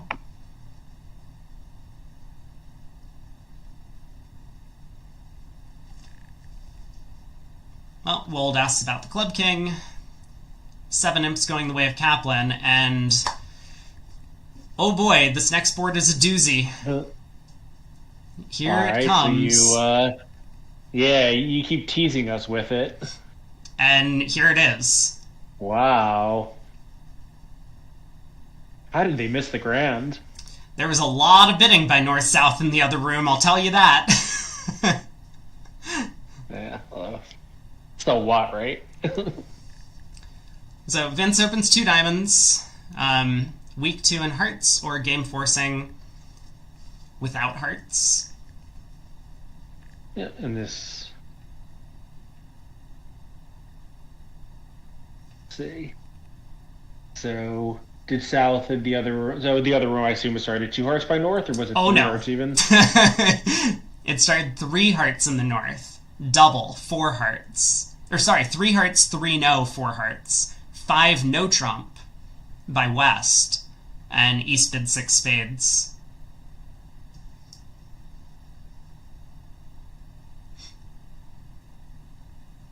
$23 count East. So I wonder, was East Raj? Yeah. So Shori, again, having been out of the game for a while, may not have realized that he could bid 4 no natural there.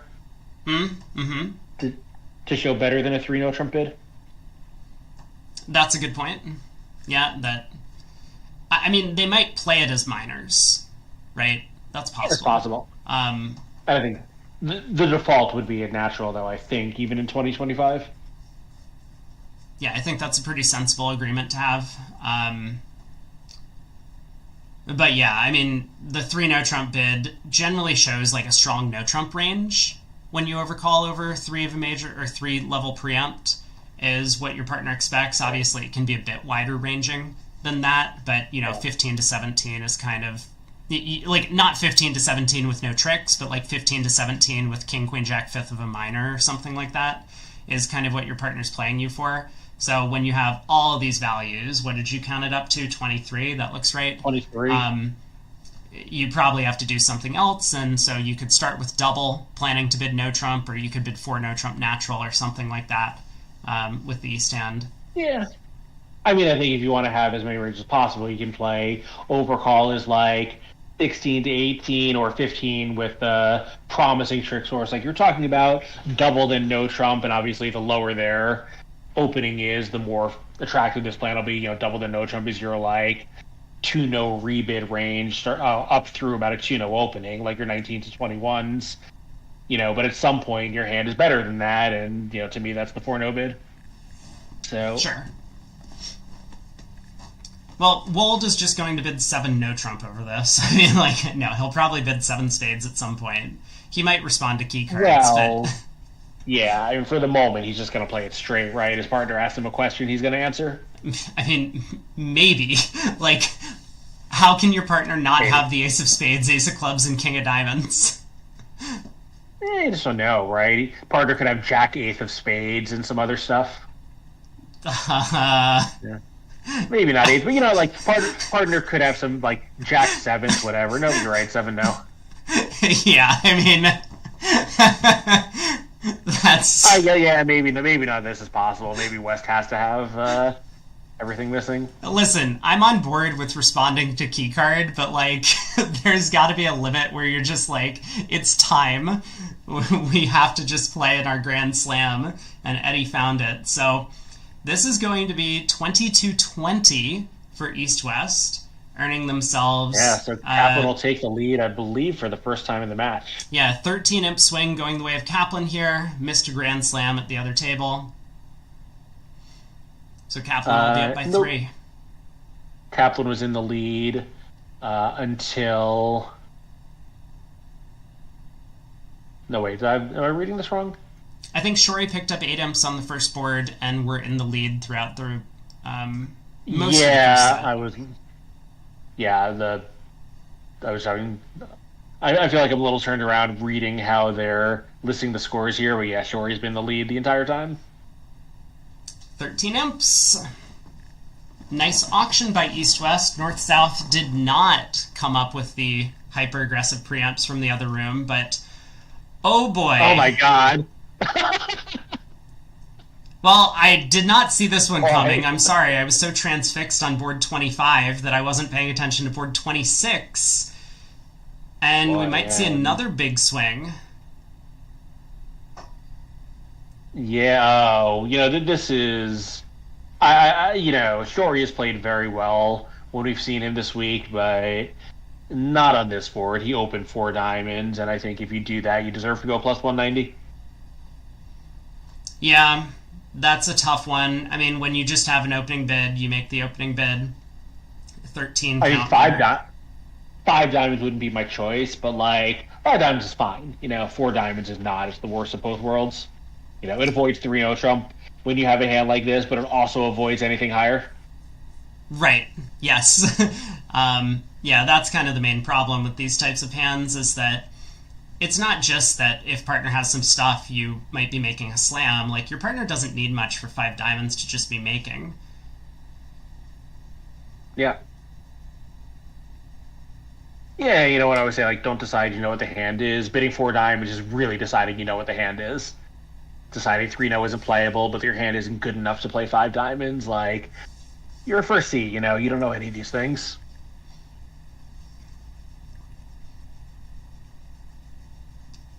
I don't think Adam can realistically raise here. I mean, he has some good cards, and he knows that he's probably staring at a hard void in partner's hand, but... Yeah, I think that's the key. I think he should raise for that reason. He knows 100% about the heart void. And again, East didn't open 5 diamonds. He opened 1 and then bid 5 diamonds, right? He had some reason to take the sequence. Yeah, I mean, I guess you can imagine the Queen of Spades is likely to be on South's hand, given the 4 heart bid. But Adam does let 5 diamonds go. There's once the opponents are in a part score, it doesn't really matter that much whether you win the slam or not. No. It would be a few extra imps, but obviously going plus 640 is still going to be a pretty good result for Declare here. I guess Eddie can decide who he wants to play for the King of Clubs. Since South has 4 spades, he could run all of his trumps and, play a spade to the jack, ruff a heart back, and then run all of his trumps.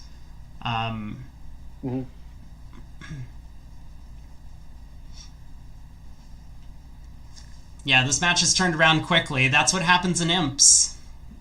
A couple of these double-digit swings back-to-back can really swing a close match like this. Now, Shuri will be sitting out for the remainder of today, meaning that... Oh, looks like Declare claimed... Just asked about the finesses, I guess.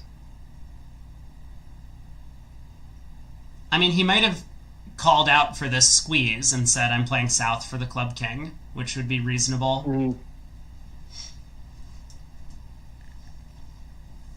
All right, pass by Cranyak, 2 spades by Grossack in second seat.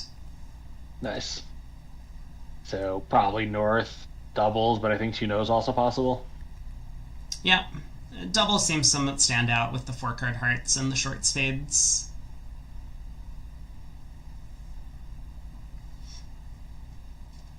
We should see 4 spades by Wold, regardless of what happens, I think. Those right, 2-0 trump. 2-0. Well, this might have Eddie put the brakes on. Nope.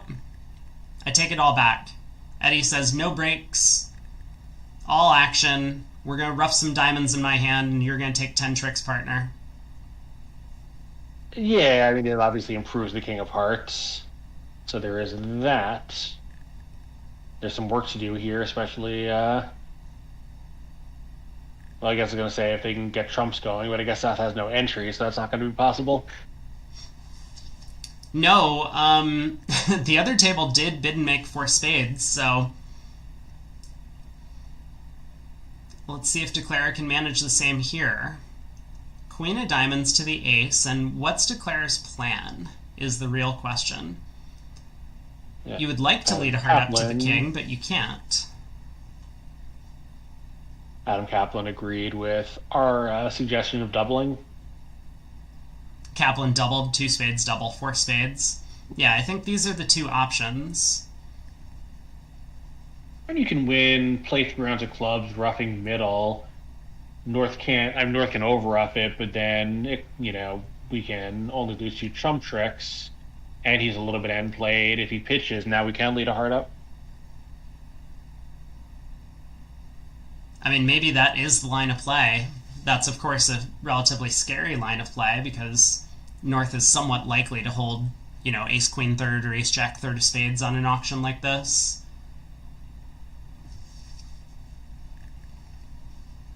Yeah, but what can we do about it then, right? Like, we could leave the king of hearts off dummy, I guess, knowing that probably the ace is going to be in north, and, they won't be able to attack hearts from the south side, but, I don't know, that doesn't seem great either. Yeah, it's true. I mean, king of hearts up... We can't leave a low heart off dummy. No. Alright, so it looks like we are going ace of clubs, king of clubs, club. And what's he going to rough with? A middle spade? Or a low spade? He's thinking. Yeah, How does I'm Vince not sure defend? which one Let's I say he like does here, rough honestly. with the 8 of spades. What is Vince going to do? Ace of spades and a spade?